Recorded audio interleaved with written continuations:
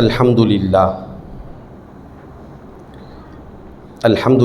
نحمدہ ونستعینہ ونستغفرہ ونؤمن بہ ونتوکل علیہ ونعوذ باللہ من شرور انفسنا ومن سیئات اعمالنا من یہدہ اللہ فلا مضل لہ ومن یضللہ فلا ہادی لہ ونشہد ان لا الہ الا اللہ وحدہ لا شریک لہ ونشہد ان سیدنا ونبینا ومولانا محمدا عبدہ ورسولہ ارسلہ بالحق بشیرا ونذیرا صلی اللہ تعالی علیہ وعلی آلہ واصحابہ وبارک وسلم تسلیما کثیرا کثیرا اما بعد قال اللہ تبارک وتعالی فی القرآن المجید فاعوذ باللہ من الشیطان الرجیم بسم اللہ الرحمن الرحیم یا ایہا الذین آمنوا لا تسألوا عن اشیاء ان تبد لکم تسؤکم وان تسألوا عنها حین ینزل القرآن تبد لکم عفا اللہ عنها واللہ غفور حلیم صدق اللہ مولانا العظیم وصدق رسولہ النبی الامین الکریم ونحن علی ذلک لمن الشاہدین والشاکرین والذاکرین والحمد للہ رب العالمین وقال اللہ تعالی فی شأن حبیبہ اجلالا واکراما ان اللہ وملائکتہ یصلون علی النبی یا ایہا الذین آمنوا صلوا علیہ وسلموا تسلیما اللہم صل علی سیدنا ومولانا محمد النبی الامی وعلى آل سيدنا ومولانا محمد النبي الأمي الذي قرنت البركة بذاته ومحياه وتعطرت العوالم بطيب ذكره ورياه.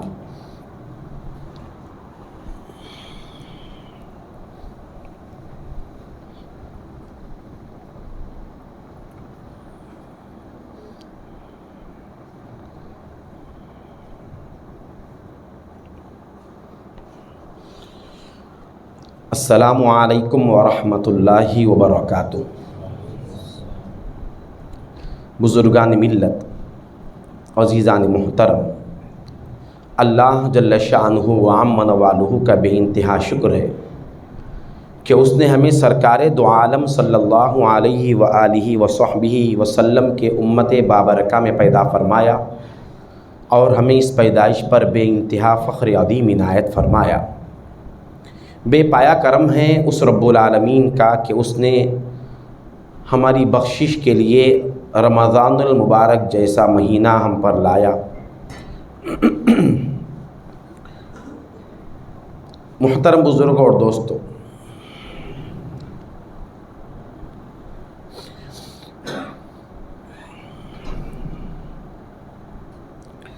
اللہ تبارک و تعالی کا منشا اگر کوئی حاصل کرنا چاہے تو اس کے لیے صرف اسلام ہی کی ایک صورت ہے. وَمَن يَبْتَغِ غَيْرَ الْإِسْلَامِ دِينًا فَلَن يُقْبَلَ مِنْهُ. جو اسلام سے ہٹ کر کسی بھی دین کے کسی بھی شعبے کو اختیار کرے، چاہے وہ دیکھنے میں کتنا ہی اچھا اور سچا نظر آنے لگے، تب بھی وہ اللہ کی نظر میں معتبر نہیں ہے، وہ اللہ تبارک و تعالیٰ کے بارگاہ میں مقبول نہیں ہے. سرکار دو عالم صلی اللہ علیہ وسلم نے ہمیشہ سے صحابہ کرام کو اس بات کی نصیحت فرمائی اور اس بات کی تلقین فرمائی کہ تم اپنے دین پر جس طرح سے آج قائم ہو ویسے ہی قائم رہنے کی کوشش کرو. تمہارے دین میں بہت سی رکاوٹیں اور بہت سی کمی اور زیادتیاں آ جائیں گی، جس کی وجہ سے اللہ کی نظر میں تمہارا کوئی اعتبار نہیں رہے گا. ہمارے سامنے بعض اور بھی مذہبیں ہیں جن کے ساتھ ہماری اٹھک بیٹھک ہوتی ہے، جن کے ساتھ رہن سہن ہوتا ہے. آج اکثر مسلمانوں میں دیگر مذاہب کے رسم و رواج شامل ہو چکے ہیں، جس کی وجہ سے اسلام کی جو برکتیں، اسلام کی جو خوبیاں مسلمانوں میں نظر آنی تھی وہ ختم ہو گئی۔ ہر نماز میں ہم یہ اللہ سے دعا کرتے ہیں کہ غیر المغضوب علیہم ولا الضالین۔ کیا مطلب ہے اس کا؟ اے اللہ تو ہمیں مغضوب قوم کے راستے پر چلنے سے بچا لے۔ مغضوب قوم کون؟ جن پر اللہ تبارک و تعالیٰ کا غضب اترا، وہ یہودی ہے۔ ولا الضالین، اور اس قوم کے راستے پر بھی چلنے سے بچا لے جو ضالین گمراہ ہے یعنی عیسائی ہے۔ ہر نماز میں اس دعا کو شامل کر دینے کی وجہ کیا ہے؟ بتانا چاہتے ہیں کہ یہ وہ دو بدترین قوم ہیں جن کے راستے پر چلنے کے بعد تمہارا اپنا اسلام، اس کی شناخت باقی نہیں رہتی۔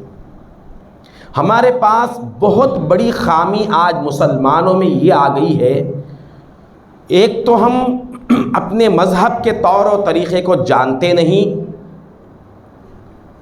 اس میں بہت سے بڑے بھی شامل ہیں اور چھوٹے بھی شامل ہیں۔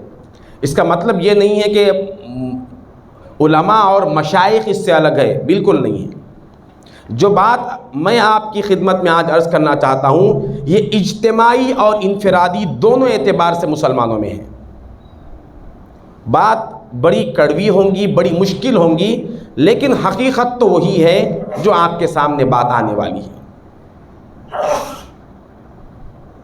وہ یہ ہے کہ پہلی بات تو یہ ہے کہ ہم اپنے اسلام کے مذہب کے طور و طریقوں کو بھول گئے، اور اس میں اور بڑی بات یہ ہے کہ جو اسلام میں اہم ہے، جو ضروری ہے، اس کو ضروری نہیں سمجھتے، اور جو باتیں ضروری نہیں ہیں اس کو ضروری سمجھ کر وہی مقام دیتے ہیں۔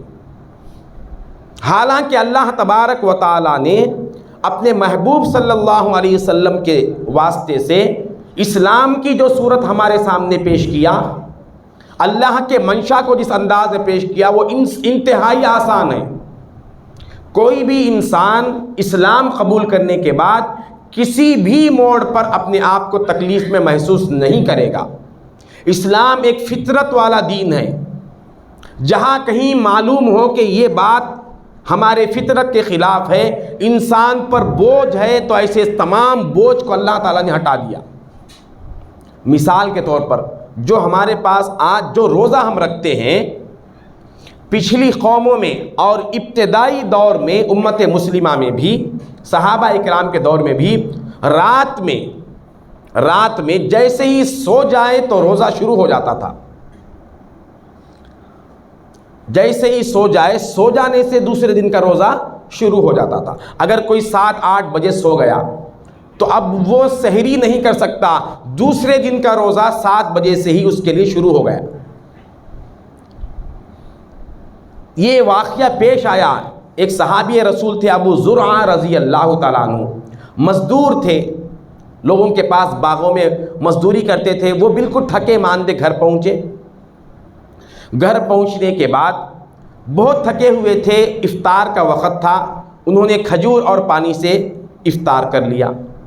بیوی نے کہا آپ تھوڑی دیر بیٹھے رہیں، میں روٹی بنا کر لاتی ہوں۔ وہ بہت زیادہ تھکے ہوئے تھے، تھوڑی دیر لیٹنے کے خیال سے بستر پر لیٹ گئے۔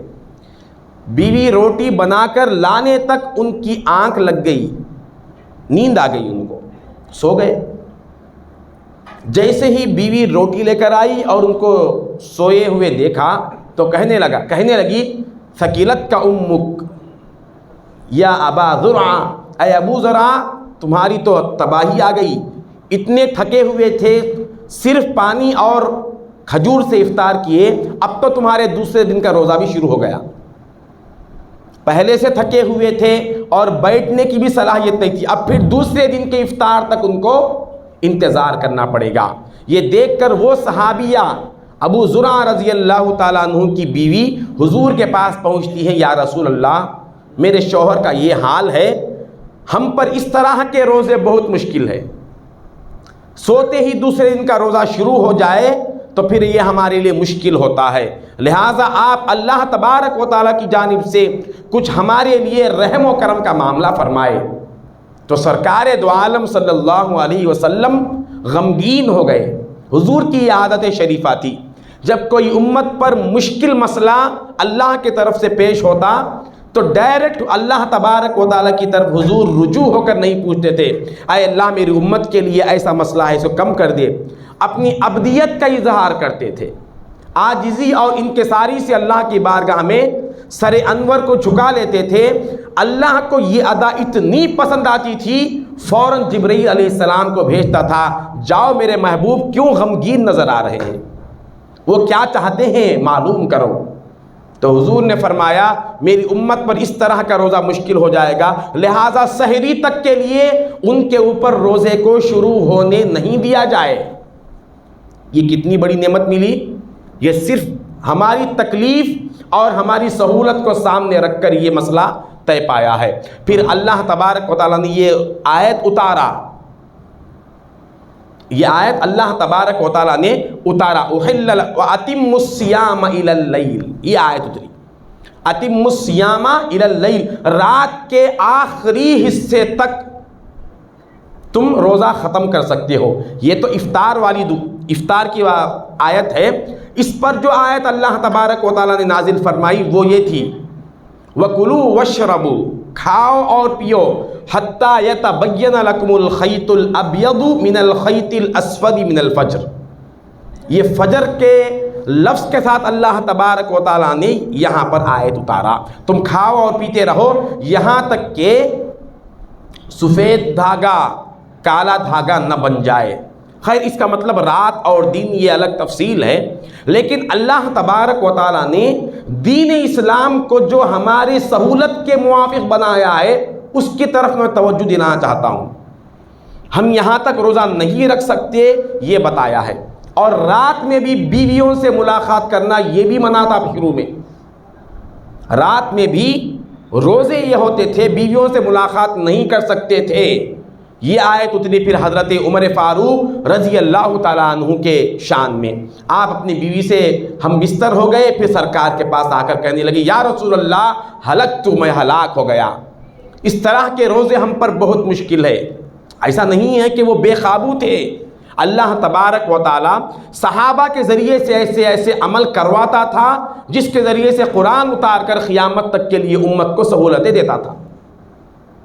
آپ آ گئے، حضور سے فرمایا تو حضور پاک صلی اللہ علیہ وسلم پھر اسی طرح سے غمگین نظر آئے۔ اللہ تعالیٰ نے پھر آیت اتاری، کیا فرمایا احل لکم لیلۃ الصیام الرفث الی نسائکم ہن لباس لکم وانتم لباس لہن علم اللہ انکم کنتم تختانون انفسکم فتاب علیکم وعفا عنکم فالآن باشروہن وابتغوا ما کتب اللہ لکم۔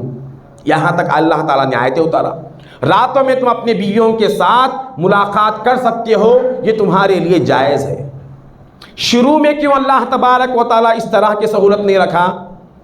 جب جیسے ہی روزہ فرض ہوا اسی وقت سے اللہ تبارک و تعالیٰ یہ احکام بیان کیوں نہیں کیا؟ بعد میں کیوں ہوا؟ جیسے رات میں سوتے ہی دوسرے دن کا روزہ شروع ہو جاتا تھا، پہلے ہی اللہ تعالیٰ آیت اتار کر یہ کیوں نہیں فرمایا کہ تم صبح ساجق تک کھاتے پیتے رہ سکتے ہو، رات میں بھی اپنی بیویوں سے مل سکتے ہو؟ یہ بات پہلے کیوں نہیں فرمایا؟ بعد میں کیوں یہ آیت اتری؟ تاکہ امت کو بتایا جائے کہ تمہاری سہولت کے لیے ہم اپنے پچھلے احکام کو بدل دیتے ہیں۔ پہلے احکام کچھ اور تھے، تمہاری سہولت کے لیے ہم نے دین کو آسان کر دیا۔ اب بتائیں یہ جو فرض عبادت ہے، فرض عبادت میں خود اللہ تبارک و تعالیٰ نے آسانی کر دیا۔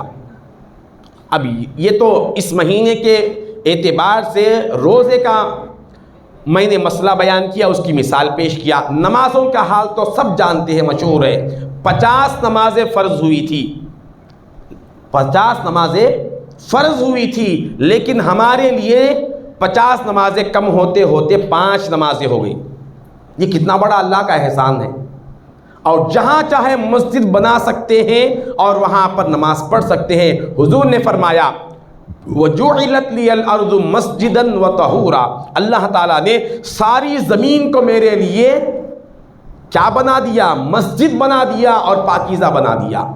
اگر یہ کہہ دیتے کہ فلاں مقام پر جا کر نماز پڑھیں گے تو نماز ہوں گی، کیا کریں گے ہم؟ ہمارے محلے میں آج مسجد ہے، ہر محلے کی ایک مسجد ہے۔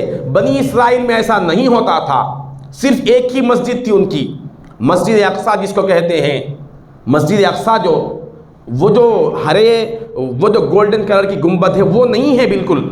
مسجد اقصیٰ کا مطلب اصل جو مسجد ہے، مسجد اقصیٰ وہ پورا احاطہ ہے، وہاں جا کر نماز پڑھنے کا حکم تھا بنی اسرائیل کو۔ اس کے علاوہ وہ گھر میں پڑھے تو نماز ہوتی بھی نہیں۔ اگر ہمارے پاس کوئی گھر میں نماز پڑھ لے، نماز ہو جائے گی لیکن پڑھنا نہیں چاہیے۔ ایسا نہیں کہ نماز پڑھنے سے دوبارہ لوٹانا پڑے گا، یہ بھی نہیں ہے۔ پہلے میں یہ آپ کے سامنے بات لانا چاہتا ہوں کہ اسلام کس کس موقع پر آسان کر دیا۔ محلے میں مسجد آ گئی، اس کے باوجود بھی مسجد سے فائدہ اٹھانے کی توفیق نہیں۔ اس طرح سے ساری زکوٰۃ کا مسئلہ لے لیں۔ پچھلی امتوں میں زکوٰۃ کا حکم یہ تھا، جس طرح ہمارے پاس 40 روپے میں سے 1 روپیہ زکوٰۃ نکالنا ہے، بعض امتوں میں ایسا تھا 40 روپے اگر ہو تو 20 اس میں سے زکوٰۃ نکالنا، آدھے کو آدھا نکالنا پڑتا تھا۔ کیا حال ہوتا ہمارا، کیا حشر ہوتا تھا ہمارا۔ زکوٰۃ یہ ادا کر سکیں گے۔ اور حج کسی امت پر اللہ نے فرض نہیں کیا، صرف اس امت کی خوبی ہے، خصوصیت ہے، حج صرف اس امت کے لیے ہے۔ انبیاء علیہ السلام کو اللہ تبارک و تعالی الگ الگ طریقوں سے حج کروا دیا، لیکن حج اور عمرہ یہ اس امت کی خصوصیت ہے، اس میں بھی اس پورے عمر میں 1 مرتبہ ہے۔ تو کل دین آسان ہے، فرائض میں ہماری سہولت کو سامنے رکھا۔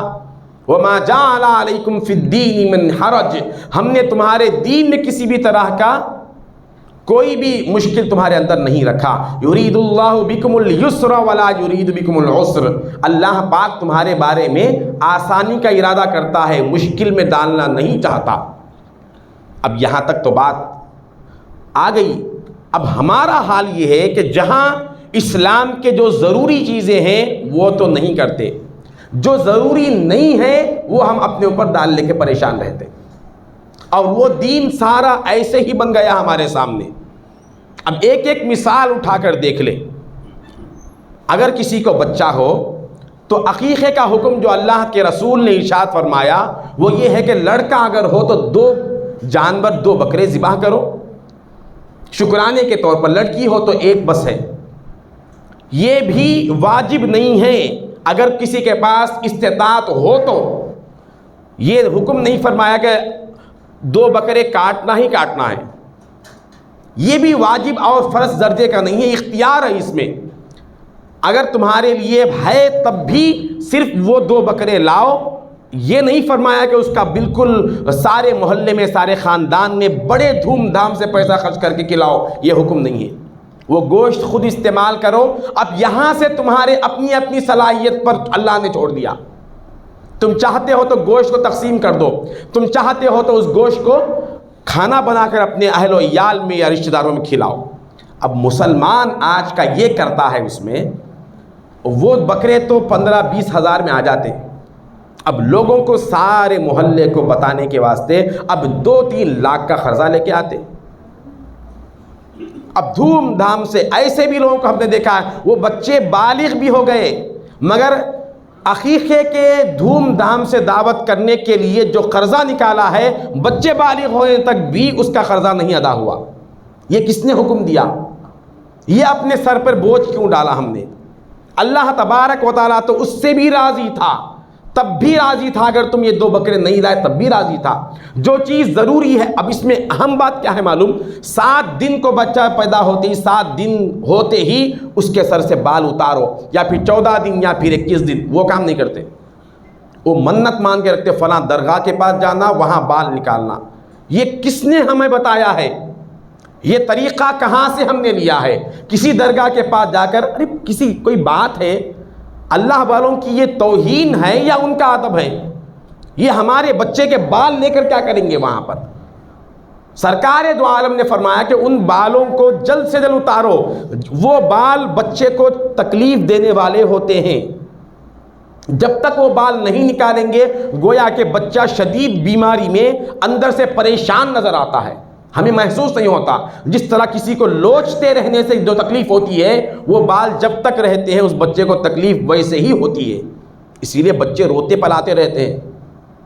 اللہ کے رسول نے آسان بتا دیا، اصل عقیقہ یہ ہے، وہ بال کو نکالو، اس بال کے برابر چاندی کو اللہ کے راہ میں صدقہ کرو، وہ تقریباً 600-700-800 روپے میں مکمل ہو گیا۔ 700-800 روپے کا اصل عقیقہ ہے، اور ہم نے اس کو لاکھوں تک پہنچا دیا، جو اللہ کا منشا بھی نہیں تھا۔ یہ اسلام میں ہم نے جو زیادتی کی ہے اور اس کو بہت بڑا مقام سمجھ رہے ہیں، یہ کون سی ہوشیاری ہے؟ جتنے بھی مسائل دیکھیے، جہاں جو چیز ضروری ہے وہ نہیں کرتے۔ جہاں اب جیسے جمعہ کا موقع آتا، جمعہ میں ضروری کام کیا ہے؟ جمعہ میں ضروری یہ ہے کہ اذان ہوتے ہی جلد سے جلد مسجد میں آئے، یا کم از کم خطیب یا امام، وہ جو بیان کرنے والے، اردو بیان جو شروع ہوتا ہے، وہ بیان شروع ہونے سے پہلے آئے۔ جمعہ کا مقصد یہ ہے کہ تم نصیحت سننے کے لیے اللہ کی بارگاہ میں آؤ۔ اذا نودی للصلاۃ فاسعوا الی ذکر اللہ، جب اذان کہی جائے تو تم فوراً بھاگتے ہوئے، دوڑتے ہوئے اللہ تبارک و تعالیٰ کی بارگاہ میں نصیحت سننے کے لیے آؤ۔ یہ جمعے کا اہم ہے۔ اب ہمارے پاس اہم جمعے کے دن کیا ہے؟ جمعہ کے دن غسل کرنا، عطر لگانا۔ یہ بہت سے لوگ، یہ فیس بکوں کے، یہ جو واٹس ایپ کے جو ماہر لوگ ہیں، ان کا کام یہ رہتا، جمعے کے سنتیں کہہ کر یہ پورے لسٹ ڈال دیتے کہ مسواک کرو، عطر لگاؤ، یہ نئے کپڑے پہنو۔ بھائی صحابہ کرام 2-2 3-3 دن تک فاقے ہوتے تھے، ان کے پاس کون سے نئے کپڑے تھے؟ ان کے پاس کون سی عطریں تھیں؟ جمعہ کے دن غسل کرنا یا خوشبو لگانا یا مسواک کرنا، یہ اس درجے کی سنت نہیں ہے، یہ اس درجے کی سنت نہیں ہے۔ اگر کوئی شخص غسل نہیں کیا، ویسے ہی وضو بنا کر وقت پہ آ گیا، تو اس کا جمعہ ہو گیا، بالکل اس کا جمعہ بالکل ہو گیا۔ یہ بالکل ویسے بغیر غسل کرے ویسے ہی آ جائے، یہ نہیں کروں میں، عطر لگانے کی ضرورت نہیں کروں میں۔ ضرور یہ چیز، اس کا مقام، اس کی اہمیت کیا ہے؟ اصل چیز اہمیت کی ضروری کیا ہے، غیر ضروری کیا ہے؟ غسل کرنا ضروری نہیں ہے، کر لیں گے تو اجر ہے۔ جمعہ کے دن اچھا لباس پہننا ضروری نہیں ہے، کر لیں گے تو اجر ہے۔ جمعے کے دن عطر لگانا، سرما لگانا ضروری نہیں ہے، کر لیں گے تو اجر ہے۔ ضروری کیا ہے؟ اذان کے فوراً بعد مسجد میں آنا۔ یہ کون کر رہے؟ امام جیسے ہی، خطیب جیسے ہی بیان شروع کرے، اس وقت کون آ رہے؟ اب بیان ہو جاتا 20-25 منٹ، اس کے بعد آتے، یا پھر کوئی نماز کے وقت آتا، کوئی ممبر پر ہونے کے وقت آتا۔ یہ تو ضروری چیز ہے، اس کے بغیر جمعہ ہوتا ہی نہیں، جس کے بغیر اللہ تبارک و تعالیٰ راضی ہوتا ہی نہیں۔ جو انتہائی ضروری ہے اس کو ہم نے کیا مقام دیا، اور جو ضروری نہیں ہے اس میں تو بالکل کار بند ہے۔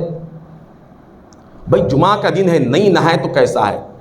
یہ ہمارا حال اسلام کا ہے۔ ایک نہیں اٹھا کر دیکھ لیجئے، پیدا ہونے سے لے کر مرنے تک جتنے ہمارے سامنے احکام ہیں، جو ضروری نہیں ہے اس کو ہم نے ضروری قرار دیا۔ جیسے کسی کا انتقال ہو جائے، کسی کے وفات ہو جائے، اب وہ 40واں کرنا رہتا یا ایصال ثواب۔ ایصال ثواب کا مسئلہ ہے جیسے چاہے کرو۔ اب گھر میں لے کے بڑھ جاتے، 40ویں میں بکرا ہی کاٹنا، مرغی کے کھانے پر جو ہے فاتحہ نہیں چڑھتی۔ یہ مسئلہ کہاں سے لا کے بیان کیا گیا ہے؟ اگر یہ بات گھر والے کہہ دے پھر اس کی اطاعت نہیں کرے، بڑی قیامت آ جاتی۔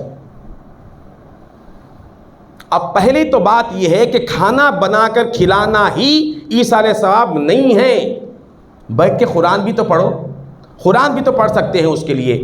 اگر کسی کے پاس پیسے نہیں ہیں، ایسے بھی لوگ ہیں زبردستی قرضہ کروا کے 40واں کراتے۔ وہ کیسا بیٹا ہے، باپ کے مرنے پر یہ 40واں بھی نہیں کیا۔ اب کرتے کیا معلوم، وہ ایک 40واں کر دیتے، پھر بھول گئے باپ کی خبر کہاں ہے، پھر پوچھ کر بھی نہیں دیکھے۔ اگر قبرستان میں جا کر پوچھے تمہارے باپ کی خبر کہاں ہے، ماں کی خبر کہاں ہے، بھئی یہیں کہیں اسی اتنے علاقے میں ہوں گی۔ ایک صاحب بتا رہے تھے کہ قبرستان میں جانے کے بعد 10 قدم چلنے کے بعد میری ماں کی خبر ہے۔ یہ قدم یاد رکھ لیے بتانے کے واسطے، وہاں خبر کا نشان ہے نہ نام ہے۔ جا کے کتنے دن ہوا آپ اپنے باپ کے خبر پر؟ ہمارا ذہن یہ ہے کہ وہ 3 دن کو زیارت کر دو اور 40واں کر دو، پھر یا ہو سکے تو برسی کر دو، پھر بھول جاؤ۔ اصل دین میں مسئلہ کیا ہے؟ ہر نماز کے بعد ہر دن اپنی ماں باپ کے لیے مغفرت کی دعا کرو، جتنا ہو سکے درود پڑھو یا قرآن پڑھ کر ان کے لیے ایصال ثواب کرو۔ یہ ہر دن ہونا تھا۔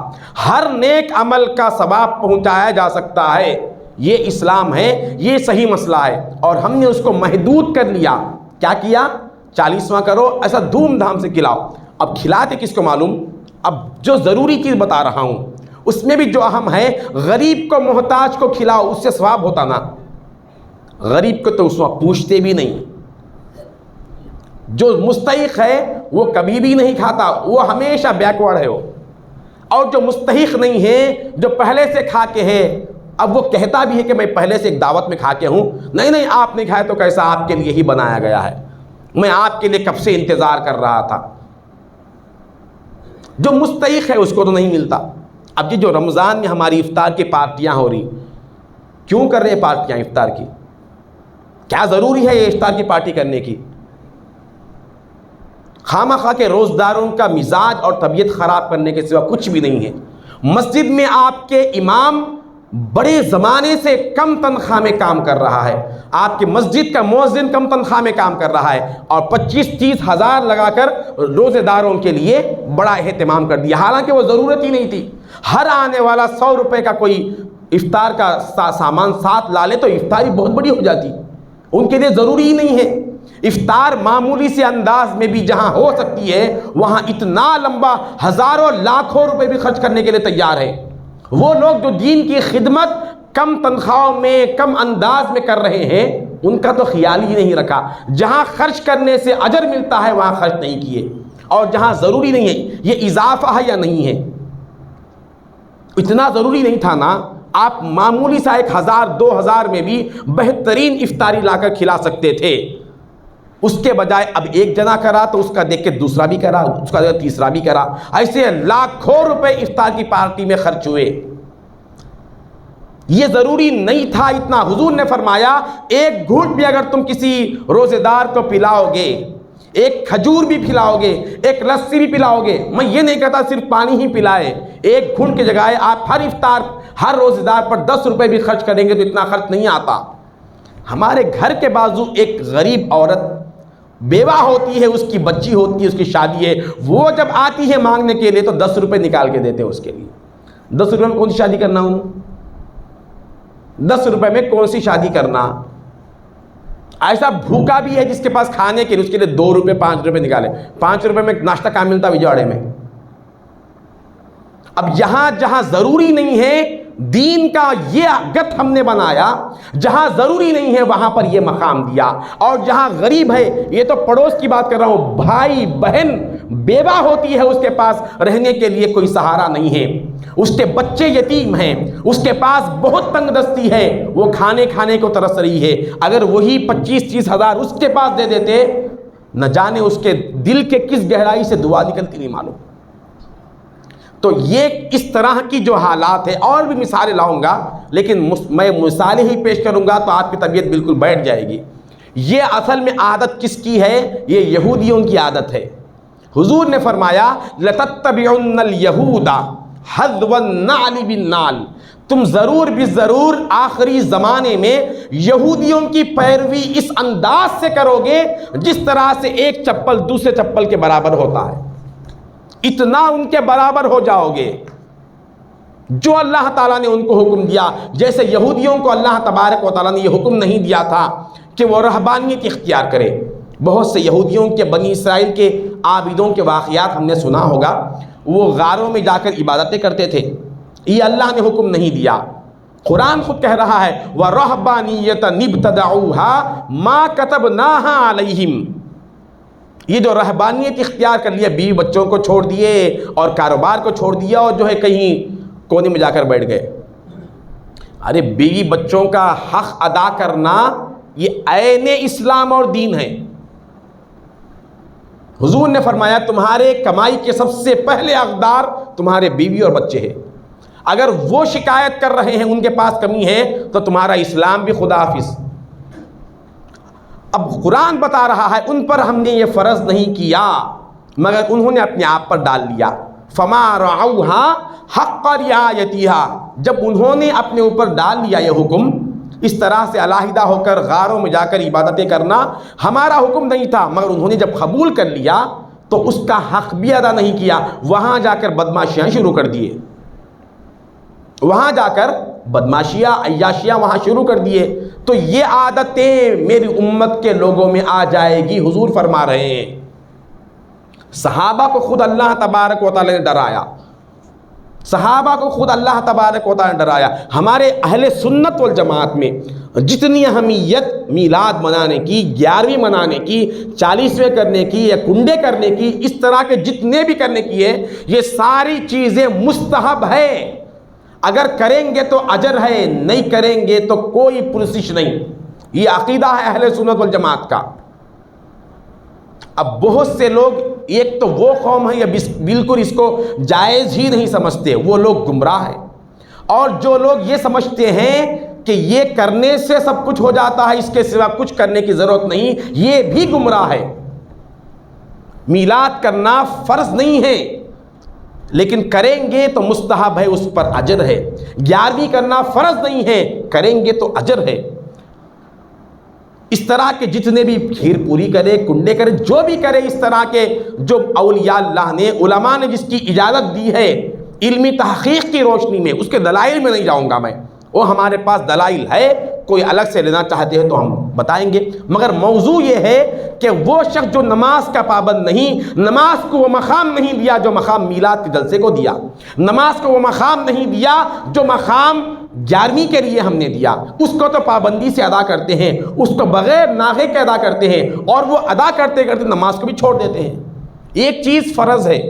اب جیسے ایک اور بات غور کیجئے، اگر رمضان کے بعد، رمضان میں نہیں، رمضان کے بعد اگر مسجد بھری ہوئی نظر آئے کسی نماز میں، رمضان کے بعد کسی مہینے میں مسجد میں لوگ بھرے ہوئے نظر آئے، تو ہر شخص اپنے دل میں خود بخود یہ طے کر لے گا کہ آج اس مسجد میں صلاۃ جنازہ ہے، نہیں تو کیوں آئیں گے اتنے لوگ؟ مسجد بھر گئی ہے تو صلاۃ جنازہ اس لیے آئیں گے۔ صلاۃ جنازہ اس کو کہتے ہیں فرض کفایہ، یعنی پورے مسلمانوں کی، پورے محلے کی طرف سے کوئی ایک آدمی بھی ادا کر دے تو سب کے اوپر سے ذمہ ہٹ جائے گا۔ جیسے اعتکاف ہے، اعتکاف سنت مؤکدہ علی الکفایہ ہے، یہ سنت کفایہ ہے، مطلب پورے محلے میں سے کوئی ایک شخص بھی مسجد میں اعتکاف بیٹھ جائے تو پورے محلے کا ذمہ داری وہ شخص اتار دینے والا ہو جائے گا۔ اگر کوئی نہ بیٹھے تو پورا محلہ گرفتاری میں رہے گا، پورے محلے پر نحوست رہے گی، ایک آدمی سے پورا ختم۔ اب یہ جو فرض کفایہ ہے، ایک آدمی پڑھ لیا تو بس ہے، لیکن اس کے لیے پوری بستی اور بازو کی بستی سب آ جاتے۔ حالانکہ صلاۃ جنازہ مت پڑھیے نہیں کہہ رہا ہوں میں، پھر دوسری جب فرض کفایہ ایک آدمی پڑھ لینے سے ساروں کا ذمہ نکل جاتا ہے، اس کے لیے جو سب آئے ہیں، جبکہ فرض نماز 5 نمازیں جو ہے یہ فرض عین ہیں، ہر شخص پر جدا جدا یہ فرض ہے۔ آپ کے ادا کرنے سے میرے اوپر سے نماز ثابت نہیں ہوتی۔ باپ پڑھ لے گا تو بیٹے کے لیے باپ کا پڑھنا کافی نہیں ہوگا، باپ کو بھی پڑھنا الگ ہوگا، بیٹے کو بھی الگ پڑھنا ہوگا۔ جو نماز ہر ایک کے لیے پڑھنا اس کے ذمہ واجب ہے، فرض ہے، اس کو تو نہیں پڑھا۔ جو نماز پورے محلے میں سے کوئی ایک بھی پڑھ لیا تو بس پورا محلہ آ کے پڑھا۔ اب دیکھیے اور آگے صلاۃ جنازہ، جس طرح سے یہ جو 5 نمازیں ہیں، اس میں پہلے صف کی فضیلت ہے، جو شخص پہلی صف میں ہوتا ہے اس کو اجر زیادہ ہے، دوسری صف کی فضیلت اس سے کم ہے، تیسرے صف کی فضیلت اس سے کم ہے۔ اسی طرح صلاۃ جنازہ میں فضیلت پیچھے کے صف سے شروع ہوتی ہے، یعنی سب سے پیچھے کی صف میں جو ٹھہرا ہوا ہے اس کو زیادہ اجر ہے۔ اب نماز میں تو ہمارا حال دیکھیے، پہلے صف میں نہیں آتے، بعد میں ابھی تو رکعت بنے نا، ابھی تو سورہ فاتحہ پڑھ رہے نا، ابھی تو جائیں گے آخر میں، پہلے صف کی اہمیت نہیں۔ اب صلاۃ جنازہ ہے تو ہر شخص پہلے صف میں رہتا۔ میں ایک جگہ معلوم کرا کہ یہ لوگ پہلی صف کے لیے کیوں لڑ رہے، تو ایک صاحب نے بتایا یہ صحیح ہے یا نہیں ہے، اس کا ذمہ دار میں نہیں ہوں، صرف ایک بات نقل کر رہا ہوں۔ وجہ اس نے بنایا کہ یہ جو میت کے وارثین ہیں، یہ لوگ صلاۃ جنازہ میں شریک لوگوں کو اچھی طرح سے دیکھ لیتے ہیں تاکہ ان کو 40ویں کی دعوت دے سکے۔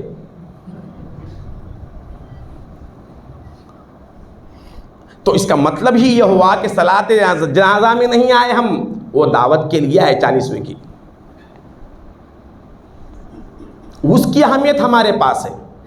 اب بار جا کے ملتے رہتے، بار بار جس کی میت ہوئی ہے اس کے وارثین سے بار بار سلام کرنا منع ہے۔ جا کے سلام کر رہے، خیریت پوچھ رہے، یہ بتانے کے کہ میں آیا ہوں، آپ نوٹ کیجئے میں آیا ہوں، کہیں 40ویں کی دعوت ہے مجھے نہ بھول جائے۔ وہ تو غم میں ہے، اس کو دلاسا دینا چاہیے، دعا کرنا چاہیے، یہ ہونا چاہیے، آ کر ملنا بہت ضروری سمجھتے ہیں۔ تو حال ہمارا یہ ہوا کرتا ہے، جتنے مسائل آپ ایک ایک کر کے دیکھ لیجئے، اپنے ساری زندگی کے جو اہم ہیں اس کو اہم نہیں دیتے، اہمیت قرار نہیں دیتے، جو اہمیت کے نہیں ہیں۔ اب جیسے ہمارے مسلمانوں میں اور اہل سنت کے لوگوں میں درگاہوں کے جانے کا بڑا شوق ہے، بعضوں مسجد میں نماز پڑھنے کی توفیق نہیں، اور دور اجمیر جانے کا بڑا شوق ہے، اور وہاں جا کر یہ درگاہ کو جانا فرض نہیں ہے، واجب نہیں ہے، اگر جانا چاہتے ہیں باعث اجر ہے، وہاں کا فیض برحق ہے، اولیاء کے بارگاہوں کے جانے سے فیض ملتا ہے، یہ بات الگ ہے۔ لیکن جاتے ہوئے ایک مستحب چیز کو، جس کو کرنا فرض واجب نہیں ہے، وہاں جاتے ہوئے ایک حرام کام کو ساتھ لے کر یا حرام کام میں ملوث ہو کر جانا، یہ کون سی عقل مندی ہے؟ خواتین عورتیں بھی جاتی ہے، محرم ہی نہیں ہے۔ شرعی سفر کے لیے محرم کا ہونا، شوہر یا بھائی یا باپ یا کا ہونا ضروری ہے، اس کے بغیر سارا سفر اس پر اللہ کی طرف سے لعنت ہوتی ہے۔ عورتیں ویسے ہی چلے، ویسے بھی جہاں پر زیادہ بھیڑ ہو عورتوں کا ایسے مزارات پر جانا بھی حرام ہے۔ یہ ایک حرام کام کو ہم نے نہیں دیکھا اور اجر لینے کے لیے گئے ہیں۔ تو یہ اس طرح کے بے شمار ہمارے سامنے مسائل ہے۔ صحابہ کرام رضی اللہ عنہم اجمعین کو سرکار دو عالم صلی اللہ علیہ وسلم نے ڈرایا۔ اس کی مثالیں صحابہ میں دیکھیے، حضور نے کیسے تربیت فرمائی۔ ایک ایمان افروز واقعہ آپ کے سامنے لا رہا ہوں، ایمان افروز واقعہ۔ یہ حضور صلی اللہ علیہ وسلم نے اس طرح کے غیر ضروری چیزوں کو کس طرح سے ناپسند فرمایا، ضروری چیزوں کو کتنا پریفرنس اور ترجیح دی ہے۔ جنگ موتا ایک بہت عظیم الشان جنگ ہوئی حضور کے زمانے میں، وہ جنگ جس میں سرکار دو عالم بھی خود تشریف لے جاتے تھے، اس کو غزوہ کہتے ہیں۔ اور بعض جنگ ایسی ہوتی تھی جس میں حضور تو ساتھ نہیں جاتے تھے، بلکہ صحابہ کرام کی ایک جماعت کو طے کرتے تھے، ان میں سے کسی ایک کو امیر بناتے تھے، اس کو سریہ کہتے ہیں۔ تو غزوہ موتا ایک جنگ ہے۔ اب یہ واقعہ اور اس جنگ کی تفصیلات آپ سیاہ ستہ کی کل کتابیں میں اٹھا کر دیکھ لیں۔ حضور نے صحابہ کرام کو تیار فرمایا اور بھیجا کہ فلاں مقام پر ہے، اس طرح سے جنگ کرنا، اس طرح کا معاہدہ ہونا، سارے اصول بتا دیے۔ اور یہاں تک کہ جب وہ جماعت، وہ لشکر جب مدینے سے نکلنے لگا تو سرکار دو عالم صلی اللہ علیہ وسلم بنفس نفیس ساتھ ہو کر، ساتھ حضور صلی اللہ علیہ وسلم خود ان کے ساتھ مدینے کے باہر تک تشریف لے آئے۔ ان کو چھوڑنے کے لیے حضور خود مدینے کے باہر تک آئے، ان کو الوداع کہہ دیے، پھر واپس آ گئے۔ تو ان صحابہ میں سے وہ جو لشکر تھا، ان میں ایک صحابی تھے حضرت سیدنا عبداللہ بن رواحہ رضی اللہ تعالیٰ عنہ۔ انہوں نے سوچا کہ آج تو جمعہ کا دن ہے، جس دن حضور روانہ کر رہے تھے وہ دن کیا تھا؟ جمعہ کا دن تھا۔ جمعہ کے فجر کے وقت حضور نے روانہ کیا۔ انہوں نے سوچا کہ میں اب جو ہے آج کی جمعہ سرکار دو عالم صلی اللہ علیہ وسلم کے پیچھے پڑھ لوں گا۔ یہ وہ صحابی ہے جن کے لیے حضور نے اس جنگ میں شہید ہونے کی بشارت بھی دی تھی۔ حضور نے فرمایا جیسے ہی جنگ شروع ہوگی، جنگ کا جھنڈا علم بردار ہوں گے حضرت زید بن حارثہ۔ حضور نے فرمایا زید بن حارثہ کے پاس جھنڈا رہے گا۔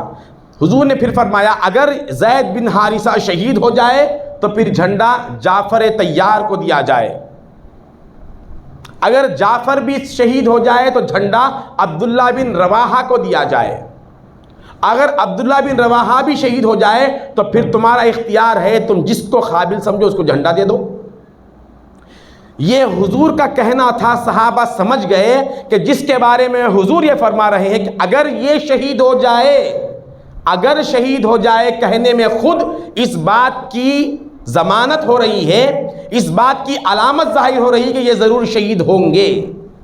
حضرت کعب احبار بازو بیٹھے ہوئے تھے، انہوں نے کہا نبی برحق اگر کسی بات کو فرضی طور پر بھی کہے تو وہ حق ہو کر رہے گی، اگر یہ شہید ہو جائے گا مطلب یہ شہید ہو کر رہیں گے۔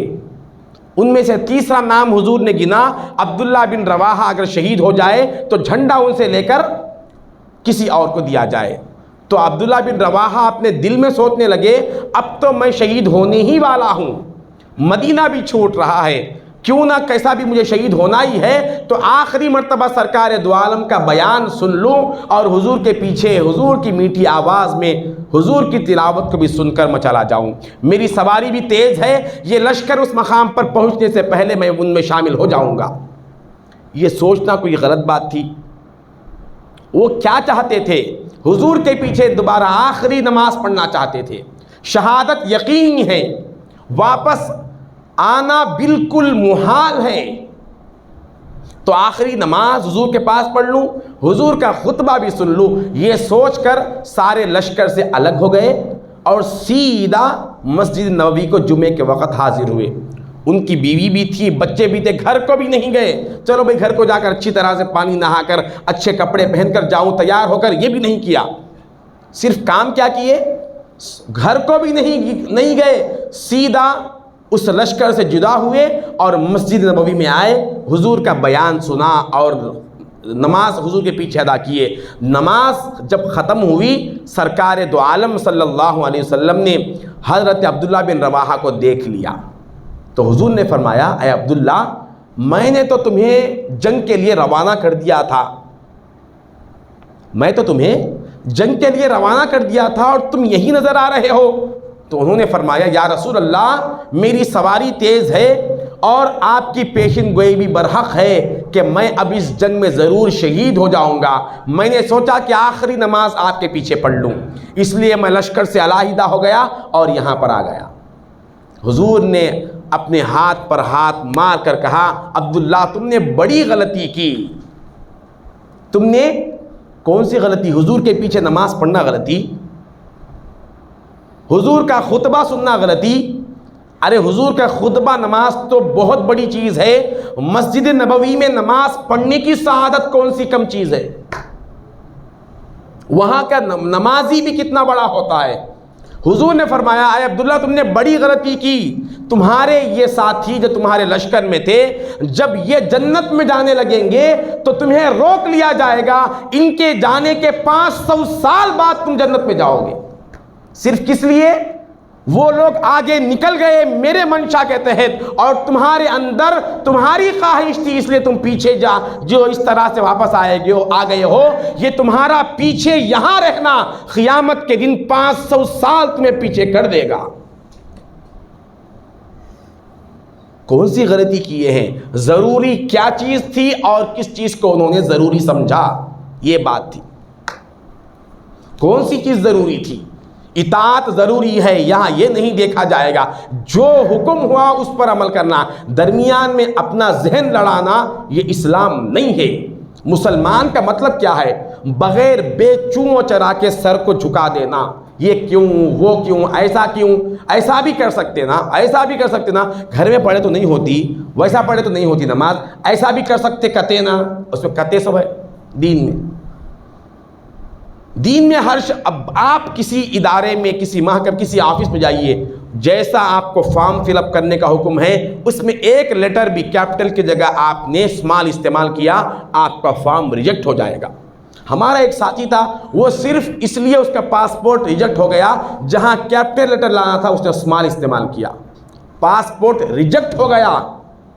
ہمارا منشا یہ تھا، حکومت یہ کہہ رہی ہے، ہمارا منشا یہ تھا یہاں پر کیپٹل لیٹر ہونا تھا، تم نے اسمال لیٹر کیوں اختیار کیا؟ بھئی کیپٹل اے اگر اسمال ہو جائے تو وہ بی ہو جائے گا، بھئی کیپٹل سے وہ اسمال ہوگا تو اے جا کر سی ہو جائے گا، اے ہی رہے گا کیپٹل ہو یا اسمال ہو۔ اس کے باوجود پابندی یہ ہے، ہمارا منشا یہ ہے کہ تم اس طرح پر کرو اس کو۔ جتنے اس میں باکس دیے گئے اتنے ہی فل اپ کرنا ہوگا، اس سے زیادہ نہیں ہے۔ کیا حکومت کو کتنا دبدبا ہے، جس کی سرٹیفکیٹ ایک خبر کے اوپر تک ہے اس کے اندر نہیں ہے، جو نہ ہمارے رازق ہے نہ رب ہے، ان کے اندر اتنا اغماض ہے، وہ ہم کو اتنا جھکائے ہوئے ہے، تابع کیے ہوئے ہے، ان کے کہے ہوئے پر ایک ذرہ برابر رتی برابر بھی کمی آ جائے تو وہ قبول نہیں کرتے۔ اور اللہ جو ہمارا خالق ہے، مالک ہے اور رازق ہے، تالو سے تلوے تک نوازنے والا ہے، اس کے فرما برداری میں ہم اپنے منشا کو لائیں گے تو کیسا؟ یہ کیا قبول ہے؟ اب صحابی رسول دیکھیے کس انداز کا ان کے پاس تھا۔ اب یہ تو نہیں کرنے کی علامت بتایا، حضور کا جو منشا تھا اس سے ہٹ کر انہوں نے کام کیا، جنت میں تو جائیں گے، 500 سال کا فاصلہ ہو گیا۔ اب ایک اور مثال دیکھیے، حضرت سیدنا علی مرتضیٰ شیر خدا رضی اللہ تعالیٰ عنہ۔ حضور ایک جنگ سے واپس آ رہے تھے، ایک مقام تھا مقام صحبہ، وہاں پر حضور لشکر کو فروکش کیے، پڑاؤ کیے، حضرت علی کو حکم دیا کہ علی جاؤ مدینے میں میرا فلاں کام ہے وہ کر کے آؤ۔ اب حضرت علی مدینے کو گئے، کام کر کے جب واپس آئے، سارے کام کے رودات حالات سنا دیے، تو حضور نے فرمایا اے علی میں بڑا تھکا ہوا ہوں، ذرا تم اچھی طرح سے بیٹھ جاؤ، تمہارے گود میں سر رکھ کے سو جانا چاہتا ہوں، آرام کرنا چاہتا ہوں۔ یہ واقعہ بیان کیا حضرت، یہ سیاہ میں نہیں ہے، البتہ امام جلال الدین سیوطی رحمۃ اللہ علیہ نے الخصائص الکبریٰ فی معجزات خیر الورا میں معتبر انداز سے بیان فرمایا۔ بیٹھ گئے، سرکار دو عالم اپنا سر انور حضور کے گود میں رکھ کر محو خواب ہوئے، حضور کو نیند لگ گئی۔ واقعہ میں پوری تفصیل کی طرف نہیں جاؤں گا، صرف جو پوائنٹ اس میں سے نکالنا ہے اس کی طرف میں آپ کو لاؤں گا۔ حضور کی آنکھ لگ گئی، ادھر حضرت علی رضی اللہ تعالیٰ عنہ کی عصر کی نماز جا رہی ہے۔ عصر کی نماز حضرت علی نہیں پڑھے تھے، حضور نے پوچھا بھی نہیں اور حضرت علی اس کا اظہار بھی نہیں فرمائے۔ اب ادھر سرکار دو عالم کی نیند کا مسئلہ ہے، ادھر عصر کی نماز کا مسئلہ ہے۔ اب اطاعت یہ ہے کہ حضور نے حکم دیا کہ بیٹھ جاؤ، تمہارے گود کا انتخاب ہماری نیند کے لیے کیا جا رہا ہے، آپ اس کے لیے راضی ہو گئے۔ جیسے ہی ادھر سورج ڈوبا، حضرت علی فرماتے ہیں سورج ادھر ڈوبا، ادھر سرکار کی آنکھ کھلی، اس سے پہلے بھی آنکھ نہیں کھلی۔ تو حضرت علی رضی اللہ تعالی عنہ کے آنکھوں سے آنسو جاری تھے، وہ بھی مسلمان تھے، نماز کے قضا ہونے پر ان کے آنکھ سے آنسو بھی گرتے تھے۔ آنکھ سے آنسو گرنے لگے، حضور نے فرمایا ما یبکی کا یا علی، اے علی یہ رونے کی وجہ کیا ہے؟ تو حضور نے حضرت علی نے فرمایا یا رسول اللہ میری نماز قضا ہو گئی، میں عصر نہیں پڑھا تھا۔ تو حضور نے فرمایا ٹھیک ہے علی اب پڑھ لو، اب پڑھ لو۔ تو حضرت علی حضور کو دیکھنے لگے، صرف ایسی نگاہ سے دیکھنے لگے، یا رسول اللہ آپ کے آرام کی وجہ سے میری نماز چھوٹ جائے اور قضا پڑھ لوں میں، یہ کیسے ہوگا؟ قضا میں تو اجر گھٹ جاتا ہے، اس کے لیے حساب ہوگا، ایسی نماز آپ کے آرام کی وجہ سے پڑھ لوں؟ میں تو آپ کی اطاعت کے لیے بیٹھا ہوا تھا۔ تو حضرت علی رضی اللہ تعالیٰ عنہ اس انداز سے دیکھنے لگے تو سرکار دو عالم نے اشارہ فرمایا اور دعا فرمایا، اللہم انا علی کانا اللہم ان علی کان فی طاعتک و طاعت رسولک، اے اللہ علی تیری اطاعت میں تھا اور تیرے رسول کی اطاعت میں تھا۔ یہ فرمایا اے اللہ یہ اطاعت میں ہے، اطاعت جو حکم ہوا اس پر ٹکے رہ جانا، اس کے لیے جو ہوتا ہے ہونے دینا، یہ صحابہ اکرام کی سنت ہے۔ تو اس پر اللہ تبارک و تعالیٰ نے ان کی اس فرما برداری میں اپنے منشا کو اپنے نفس کو درمیان میں نہیں لانے کی وجہ سے اللہ تبارک و تعالیٰ دوبارہ سورج کو لوٹا دیا۔ صحابہ فرماتے ہیں ہم نے ڈوبے ہوئے سورج کو پہلی مرتبہ دوبارہ لوٹتے ہوئے طلوع ہوتے ہوئے دیکھا۔ یہ کس کی برکت ہے؟ جو حکم ہوا اس کو قبول کرنے کی برکت ہے۔ اپنا منشا درمیان میں نہیں لائے، اپنا منشا جو ضروری چیز ہے اس کو ضروری رکھا، جو ضروری نہیں ہے اس کو ضروری نہیں رکھا۔ یہ مذہب اسلام ہے، یہی اسلام قبول ہوگا۔ یہی اسلام قبول ہوگا۔ اس کے علاوہ جو بھی یہ چال ہمارے پاس ہے یہ یہودیت ہے۔ یہودی ویسے ہی کرتے تھے، جو حکم ہوا وہ نہیں کرتے تھے، جو حکم نہیں ہوا اس کو بڑے شان سے کرتے تھے۔ ایک ایک ہماری زندگی کا مشغلہ اٹھا کر دیکھ لیجئے، کیا بات ہے آج مسلمانوں کی حالت کیا ہے۔ آپ واقعات نہیں سن رہے، مسلمان دنیا کی نظر میں کس انداز سے ہے، مسلمانوں پر جو آفتیں آ رہی ہے، کیا ہو رہا ہے مسلمانوں کو، مسلمان کا دبدبہ کہاں گیا، اس کی شان و شوکت کہاں گئی، اس کے پاس جو اللہ تبارک و تعالیٰ کی خوبیاں اور خصوصیتیں تھیں وہ کیا ہو گئی مسلمان کے پاس۔ کیا مسلمان بدل گیا یا اللہ تبارک و تعالیٰ کی رحمتیں اب رک گئی ہیں جو پہلے آتی تھی؟ کیا اللہ تعالیٰ اب وہ رحمتیں ہمیں دینا نہیں چاہتا؟ یہ دے نہیں سکتا ہے ہمارے پاس۔ کمی کس کے اندر ہے دیکھنا چاہیے، جس کی وجہ سے کمی ہے اس کو پورا کرنا چاہیے۔ ویسا اگر نہیں ہے، جتنا حکم دیا ویسا پورا کریں گے، وہ اسلام اگر ہمارے پاس رہے گا ہمیشہ کے لیے کامیابی ہے۔ اللہ کے حول و قوت سے جس آیہ کریمہ کے تلاوت کا شرف حاصل کیا گیا، حق تعالیٰ کا ارشاد ہے، یا ایھا الذین آمنوا لا تسألوا عن اشیاء ان تبد لکم تسؤکم۔ اس آیت کی بھی ایک شان نزول ہے۔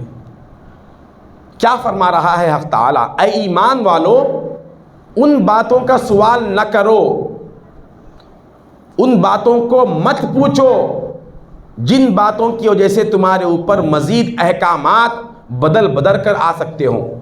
حضور نے حج کے بارے میں حکم فرمایا، تم پر اللہ تبارک و تعالیٰ نے حج کو فرض کیا، مالدار ہو تو ان پر حج فرض ہے۔ ایک صحابی کہنے لگے، یا رسول اللہ کیا ہر سال حج فرض ہے؟ یہ حضور نے نہیں فرمایا، حضور نے صرف اتنا بتایا کہ تم پر حج فرض ہے، اتنا ہی حکم آیا۔ تو صحابی اضافہ اپنے طور سے، حضور نے نہیں فرمایا کہ ہر سال ہے یا زندگی میں ایک مرتبہ ہے، کچھ بھی نہیں فرمایا۔ صحابی پوچھنے لگے، کیا ہر سال حج کرنا ہے؟ حضور نے جواب دیا، کیا اگر میں ہاں کہہ دوں تو تم ہر سال حج کرنے کی صلاحیت رکھتے ہو؟ ہاں، ہر سال حج کرنا ہے اگر میں یہ کہہ دوں تمہارے اندر صلاحیت ہے؟ کہا کہ یا رسول اللہ ہمارے اندر ہر سال کرنے کی صلاحیت نہیں ہے، زندگی میں ایک مرتبہ کرنے کی بھی صلاحیت نہیں ہے پہلے تو، اس کے لیے ساری زندگی ہماری ویسے ہی پس جاتی ہے۔ زندگی میں ایک مرتبہ کرنا مشکل ہے، جس کے بارے میں تم یہ کہہ رہے ہو کہ ہر سال کرنا ضروری ہے، تو کیا ہوا؟ یہ غیر ضروری سوال ہے، اس سوال کا کوئی مقام نہیں ہے۔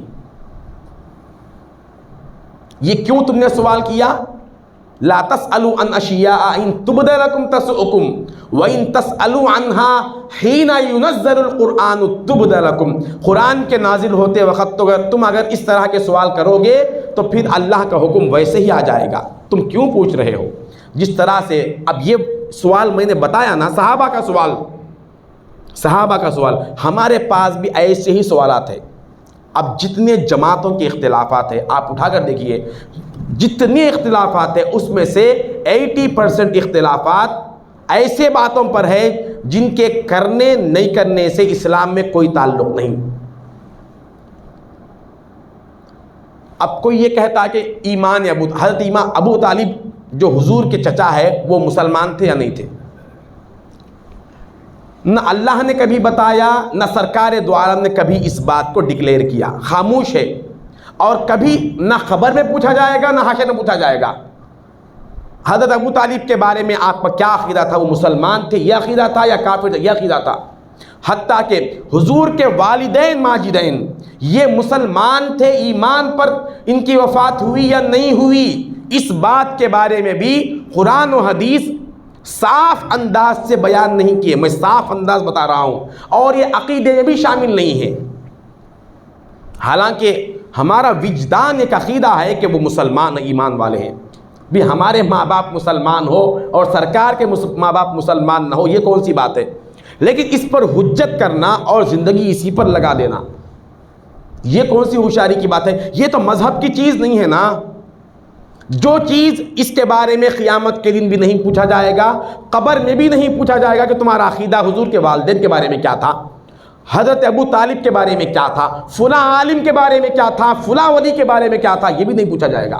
آپ کسی پیر کو مانتے ہیں، کسی ولی کو مانتے ہیں، آپ مانیے، آپ اپنے اندر عقیدہ رکھیے، دوسرے کے اوپر اس عقیدے کو مسلط نہ کریں کہ میں فلاں کو مانتا ہوں لہٰذا پوری دنیا اس کو ماننا چاہیے۔ یہ دین میں زیادتی ہے، یہ ضروری نہیں ہے وہ چیز۔ حضرت ابراہیم علیہ السلام کے باپ آزر تھے یا کوئی دوسرے تھے، وہ مسلمان تھے یا نہیں تھے، یہ ایک اختلاف ہے۔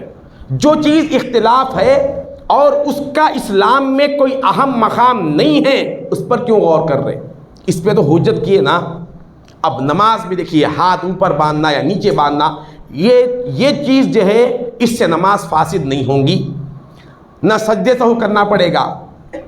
اللہ یہ نہیں پوچھے گا کہ تمہاری نماز میں تم نے اوپر باندھا، تم بیچ میں کیوں باندھے، تم نیچے کیوں باندھے۔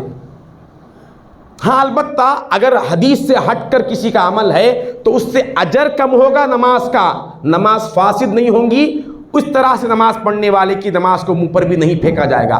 اس پر جھگڑے ہمارے پاس ہے، ہاتھ کا رفع یدین پر جھگڑے ہیں، رفع یدین پر جھگڑے ہیں، یہ چیزیں اختلاف ہے۔ دو طرح کی حدیثیں بھی ہے، اس طرح کی حدیثیں بھی ہے، اس طرح کی حدیثیں بھی ہے، اس پر جھگڑا ہے۔ جس بات میں اتفاق ہے وہ کیا ہے؟ وہ بات کیا ہے؟ ان تعبد اللہ کانک تراہ، تم نماز پڑھو تو ایسی پڑھو گویا کہ تم اللہ کو دیکھ رہے ہو۔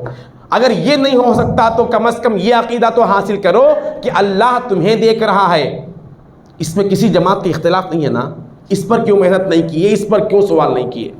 جو چیز سوال نہیں کرنے کی ہے ساری زندگی سوال کرتے کرتے گزار دی ہے، اور جو چیز بالکل برحق ہے اسی پر عبادت کا دار و مدار ہے، عبادت کے بارے میں یہی سوال کیا جائے گا، اس پر زندگی میں ایک مرتبہ بھی سوال نہیں کیا۔ قبر میں جانے کے بعد ہر ایمان والا، ہر بندہ، ہر انسان قبر کے فتنے سے، قبر کے سوالات سے دوچار ہوگا۔ یہ بات میں کس کو اختلاف ہے؟ کسی جماعت والوں کو؟ بالکل صاف کھلے احادیث آئے ہیں معتبر انداز سے، قبر میں سوالات تم سے کیے جائیں گے، من ربک، ما دینک، من نبیک، یا ما کنت تقول فی حق ھذا الرجل بمحمد صلی اللہ علیہ وسلم۔ کبھی یہ سوال کیا؟ یہ تو ہر ایک کو گزرنا ہے اس راہ سے، اس پر کون سی ہم نے محنت کی؟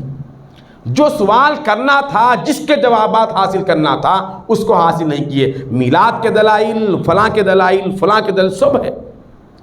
ایک میرے ساتھ بھی ایک اتفاقی واقعہ ہوا، میں ایک مقام پر بیان کر رہا تھا، درمیان میں سرکار دو عالم صلی اللہ علیہ وسلم کا اسم پاک آیا تو میں انگوٹھے نہیں چوما۔ میرا عقیدہ یہ ہے کسی پر مسلط نہیں ہے، اگر کوئی شخص حضور کا نام آنے پر انگوٹھے چومے، محمد صلی اللہ علیہ وسلم انگوٹھے چومے، اس کو اجر ملے گا۔ اگر کوئی نہ چومے،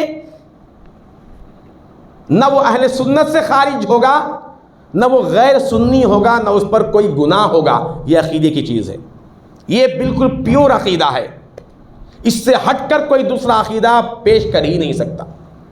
انہوں نے کہا کہ مولانا آپ بیان تو بڑا حضور کے شان میں، حضور کے محبت کے بارے میں کر رہے تھے، درمیان میں حضور کا نام آیا، آپ نے انگوٹھے نہیں چوما، یہ کون سی محبت ہے آپ کی؟ تو میں نے کہا کہ کیا انگوٹھے چومنا اس کا مقام کیا ہے، اس کا درجہ کیا ہے، یہ چومنے سے کیا ملتا ہے، اس کا اصل کلیریفیکیشن ہونا چاہیے۔ تو انہوں نے کہا انگوٹھے چومنا یہ محبت کی علامت ہے۔ انہوں نے کہہ دیا یہ محبت کی علامت ہے۔ میں نے کہا جب یہ انگوٹھے چومنا محبت کی علامت ہے تو قرآن کی کوئی آیت اس پر دلیل ہے، یا کوئی حدیث ہے، یا کسی صحابی کا عمل ہے اس پر کہ کریں گے تو محبت ہے، نہیں کرنے والا محبت سے خارج ہے؟ حضور کے 1.25 لاکھ صحابہ تھے، معتبر روایت کے مطابق 1.25 لاکھ صحابہ میں سے صرف ایک صحابی سے ثابت ہے، 1.25 لاکھ صحابہ میں سے حضرت سیدنا ابوبکر صدیق رضی اللہ تعالیٰ عنہ سے یہ بات ثابت ہے کہ انگوٹھے چوما آپ نے۔ تو کیا اس کے علاوہ جتنے صحابہ تھے وہ سب محبت رسول سے خارج تھے؟ کون سا عقیدہ آپ بیان کر رہے ہیں؟ لوگوں کو محبت میں شامل کرنے کا یا نکالنے کا؟ تو میں نے پوچھا آپ کو یہ بات کہاں سے ملی؟ تو انہوں نے کہا نہیں میں ایسا سمجھ رہا ہوں، ہماری سمجھ دین ہو گئی، میں ایسا سمجھ رہا ہوں۔ تو میں پوچھا آپ صبح سے شام دن بھر میں آپ جو ہے کتنی مرتبہ درود پڑھتے ہیں؟ درود کتنے مرتبہ پڑھتے ہیں؟ کہا کہ موقع ملا تو فرصت ملی تو پڑھ لیتا ہوں۔ تو میں نے کہا اللہ کے فضل سے ہم اولیاء کی نسبت سے وابستہ ہے، لہٰذا ان کے نسبت کے تحت صبح سے شام میں ہر دن بلا ناغہ 1000 مرتبہ درود پڑھتا ہوں۔ میرا زندگی بھر کا معمول ہے، چاہے کتنی بھی مصروفیت ہو، خطابات کی ہو، درس کی ہو، گھر کی ہو، کسی بھی اعتبار سے ہو، 1000 مرتبہ درود شریف مکمل کیے بغیر ہم سوتے نہیں۔ اور حضور نے فرمایا جو مجھ پر کثرت سے درود پڑھتا ہے، مجھ پر کثرت سے درود پڑھنا یہ مجھ سے محبت کی علامت ہے۔ یہ کون فرما رہے ہیں؟ میں جو 1000 مرتبہ درود پڑھ رہا ہوں، اس سے محبت کا ثبوت آقا دو جہاں دے رہے ہیں، اور تمہارے پاس تو یہ نہیں ہے۔ اور انگوٹھے چومنا یہ تم بتا رہے ہو، محبت ہے یہ تم بتا رہے ہو، پھر کیا کریں گے؟ تو ہمارا دین یہ ہو گیا، جہاں بھی ایک تو جماعتوں کی خرابی، جو لوگ تھوڑا بہت علم رکھتے ہیں وہ جماعتوں میں اور اختلافی مسائل میں جا کر اپنے دین کو اس طرح تباہ کر دیے، اور جو لوگ اس ماحول میں نہیں جاتے، عام اپنے گھریلو ماحول میں رہتے ہیں، وہ لوگ اس طرح سے مذہب اسلام کے ضروری چیزوں کو چھوڑ دیے اور غیر ضروری چیزوں کو اختیار کر لیے۔ دو اعتبار سے شیطان کس طرف لے کر جا رہا ہے، نفس کس طرف سے رہبری کر رہا ہے، کسی طرف ہم نے دیکھا نہیں۔ یہ ہمارے دین کا حال ہے، اسی لیے علم عام ہونے کے باوجود بھی مسلمانوں میں ترقی نہیں ہے، کیونکہ دین کے اصل کو ہم نے چھوڑ دیا، اصل مغز کو ہم نے چھوڑ دیا۔ حضور نے فرمایا جس دن مسلمانوں کی آبادی، مسلمان جس طرح سے جمعہ کی نماز میں آتے ہیں، اگر اتنے ہی لوگ فجر میں آ جائے تو روئے زمین سے یہودیت کا خاتمہ ہو جائے گا۔ بہت آسان کر دیے نا، یہودی دشمن ہے، ویسا کر رہا ہے، ایسا کر رہا ہے۔ بھائی ان کو مارنے کا آسان نسخہ ہے کہ تم یہاں آ جاؤ، ہم اتنا بھی نہیں کر سکتے، ہمارے پاس اتنا بھی نہیں ہے۔ دین آسان، شروع سے عرض کر رہا ہوں میں، اگر نہیں ہے تو کوئی اٹھ کر بتا دے کہ یہ چیز مشکل ہے دین میں، کوئی ایک چیز بتائے۔ ایک آدمی صبح سے گھر سے نکلتا ہے تجارت کے لیے، اپنے بیوی بچوں کی روزی روٹی کے لیے جاتا ہے، تو اس کا مقام اللہ نے بتایا، اس کا مقام اللہ کے رسول نے کیا بتایا؟ دیکھیے، گھر والے تو دیکھ رہے ہیں کہ یہ کاروبار کے لیے جا رہا ہے، اہل و عیال دیکھ رہے ہیں کہ کاروبار کے لیے جا رہا ہے، سب دیکھ رہے ہیں کہ کاروبار کے لیے جا رہا ہے۔ حضور نے فرمایا اگر اس کے اندر ایمانداری کی نیت ہو، وہ سچ بول کر حلال کمائی کی نیت سے جا رہا ہے، تو یہ ایک کاروباری نہیں جا رہا ہے، بلکہ یہ میدان جنگ میں جہاد کے لیے جا رہا ہے، اس کا وہی مقام ہے۔ نیت کیا ہونی چاہیے؟ صرف اتنا آسان جنگ میں ہم جا سکتے ہیں؟ سرکار دو عالم صلی اللہ علیہ وسلم کی ذات والا پر قربان جائے، آسان کر کے دیکھیے۔ حالانکہ اصل حقیقت تو وہی ہے، آج کے دور میں سچ بولنا اور ایمانداری سے رہنا یہ اس دور کے جہاد سے بھی بڑھ کر ہے۔ جب حضور نے فرمایا جنگ میں تم جہاد کرتے ہو تو وہ مقام جو اللہ تبارک و تعالیٰ دیتا ہے وہی مقام تمہیں سچ پر اور ایمانداری پر قائم رہنے پر دے گا۔ تو اس کا مطلب ہی یہ ہو گیا کہ جس طرح جنگ مصیبت ہے، جھوٹ سے بچنا، سچ بولنا یہ بھی مصیبت ہے۔ اس دور میں نہیں ہے سچ بولنے والے، آج چھوڑ دیا مسلمان۔ دو چیزیں ایسی ہے، سچ بولنا اور ایمانداری اختیار کرنا، یہ دو چیزیں ایسی ہے کہ اس سے مسلمان کہیں کا کہیں نکل جائے گا۔ یہ دو کام نہیں ہو سکتے مسلمان سے۔ تو ماحول کا ایک زد میں ہم آ گئے، آسان شریعت ہمارے سامنے ہے۔ اگر ہم صحابہ کے دور میں ہوتے تو کیا کرتے تھے دوست؟ صحابہ کے دور میں ہوتے تو ہم کیا کرتے تھے؟ ہمارے آج کے مسلمان کو صرف 5 وقت مسجد میں ایئر کنڈیشن میں آ کر نماز پڑھنا نہیں ہوتا۔ کون سا ہمارا مسلمان اسلام ہے؟ مرنے کے بعد کس مقام کے تصور میں ہم بیٹھے ہوئے ہیں؟ کہاں جانا چاہتے ہیں؟ زندگی ساری نفس چاہی زندگی گزار لیا اور مرنے کے بعد بھی عیش و آرام کی زندگی چاہنا، یہ کون سی عقل مندی کی بات ہے؟ نہیں بھائی، اللہ بہت بڑا غفور رحیم ہے۔ اب یہ ایک عقیدہ ہمارے پاس خطرناک نکلا ہوا ہے، عورتوں میں بڑا رائج ہے. اللہ غفور رحیم ہے، کہ زمین و آسمان سے بھر کر گناہ کو لے کے آؤ، معاف کرنے کے لیے تیار ہو. اللہ تبارک و تعالیٰ 70 ماؤں سے زیادہ محبت کرنے والا ہے، کیا بندے کو معاف نہیں کرتا؟ بچہ چھوٹا ہے، گود میں پیشاب کر دیا، ماں کیا کرتی؟ بچے کو پیار کر کے اپنے گود کو صاف کر لیتی. بڑا ہو کے کرا تو گود میں نہیں، گھر میں کمرے میں کرا تو مار کے باہر کر دی. ارے کیا ہو گئی ممتا، کیا ہو گئی؟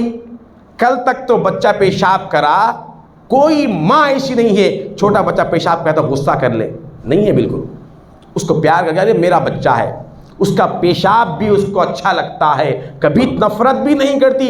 ارے سامنے ظاہر ہونا تو دور کی بات، دل میں بھی کوئی الجھن پہ محسوس نہیں کرتی. یہ ماں ہے. کب یہ؟ کیوں؟ یہ بچہ بے شعور ہے، اس کو احساس نہیں ہے غلاظت کیا ہے، پیشاب کیا ہے، اس کو نہیں معلوم، اس لیے اس سے محبت ہو گئی. جب اس کو معلوم ہو جائے یہ چیز غلیظ ہے، یہاں کرنے کی نہیں ہے، معلوم ہو جائے، اس کے بعد کرا تو وہی ماں. اب آپ دیکھیے سب سے زیادہ مائیں مارتی ہے، باپ نہیں مارتا. اور ماں کی محبت سب سے زیادہ مشہور ہے. یہ کون سا فلسفہ ہے؟ ماں کی محبت سے اللہ کی محبت کی مثال دی جاتی نا، اور سب سے زیادہ مارنے والی ہی ماں ہے.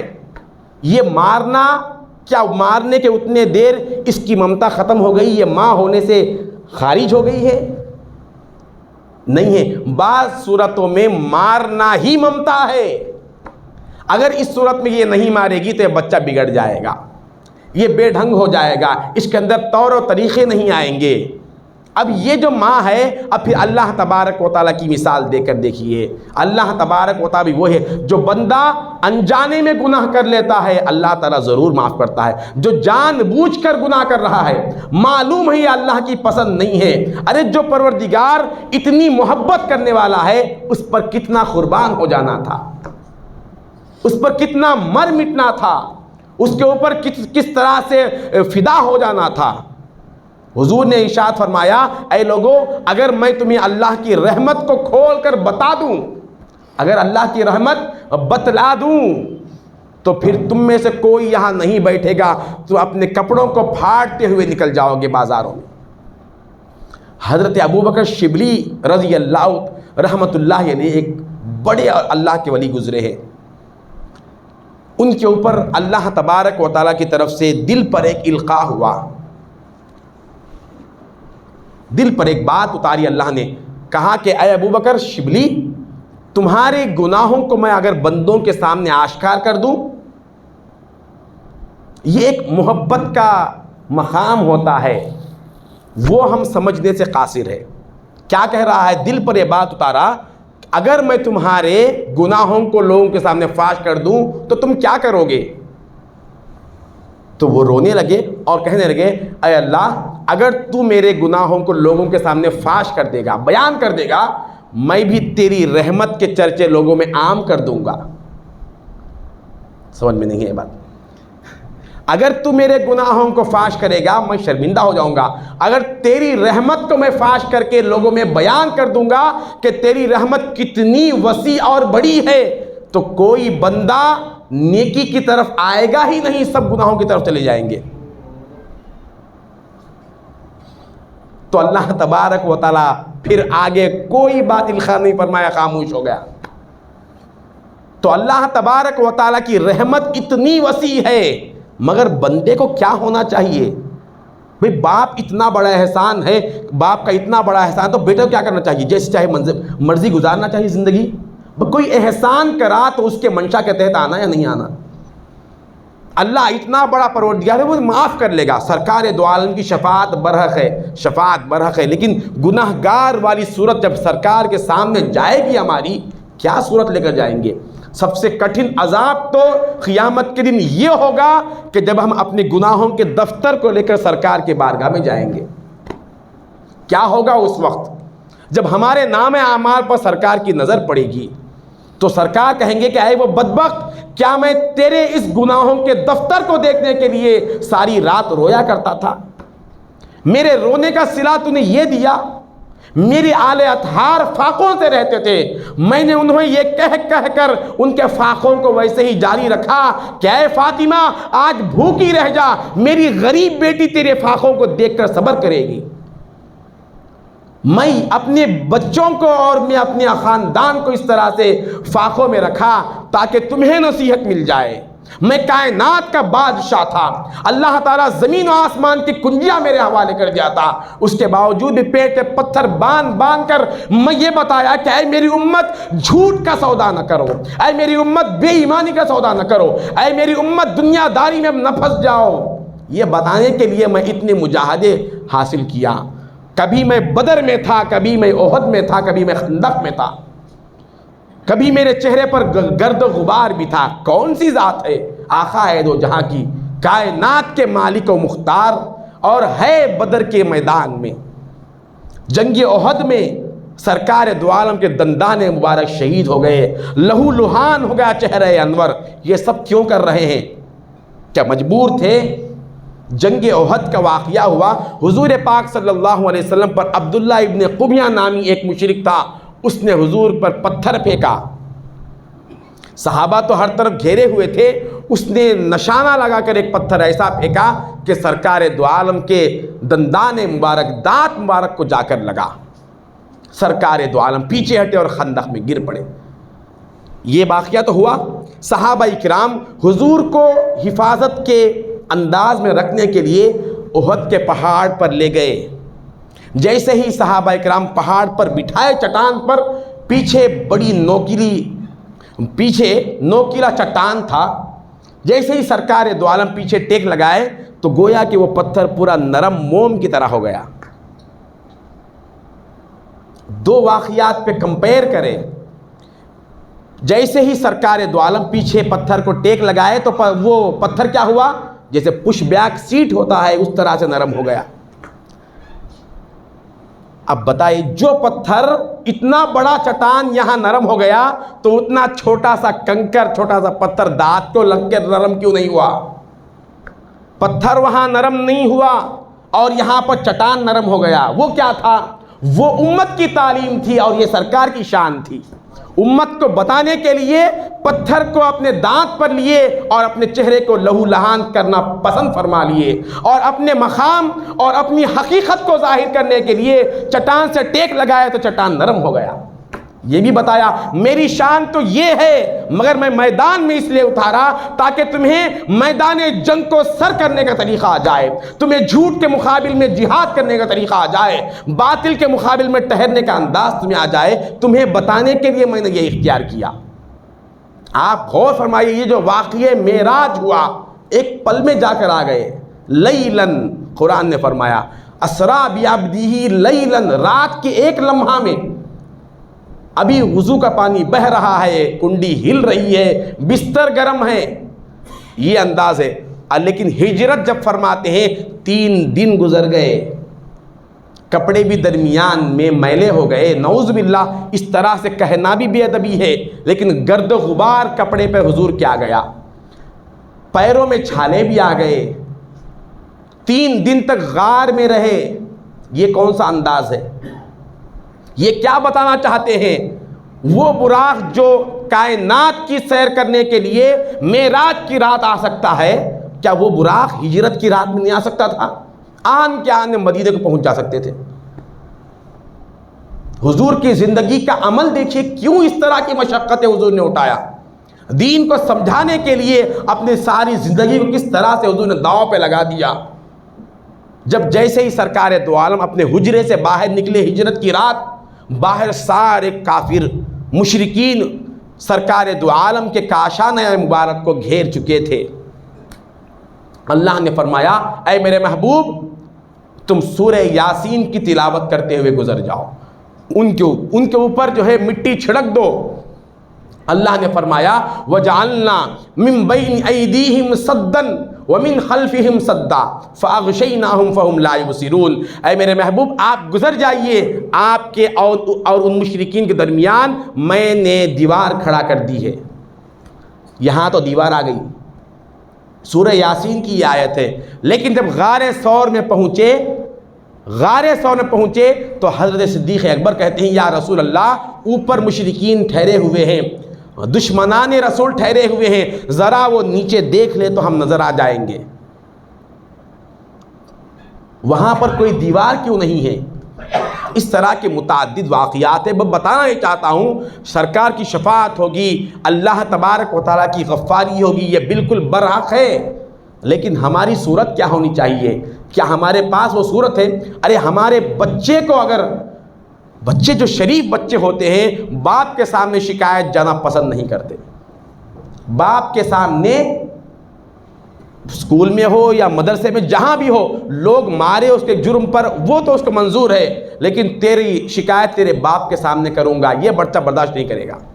دو چار مارنا چاہتے ہو تو مار لو، مگر شکایت باپ کے پاس جانے نہ دو، حالانکہ باپ مارے گا نہیں۔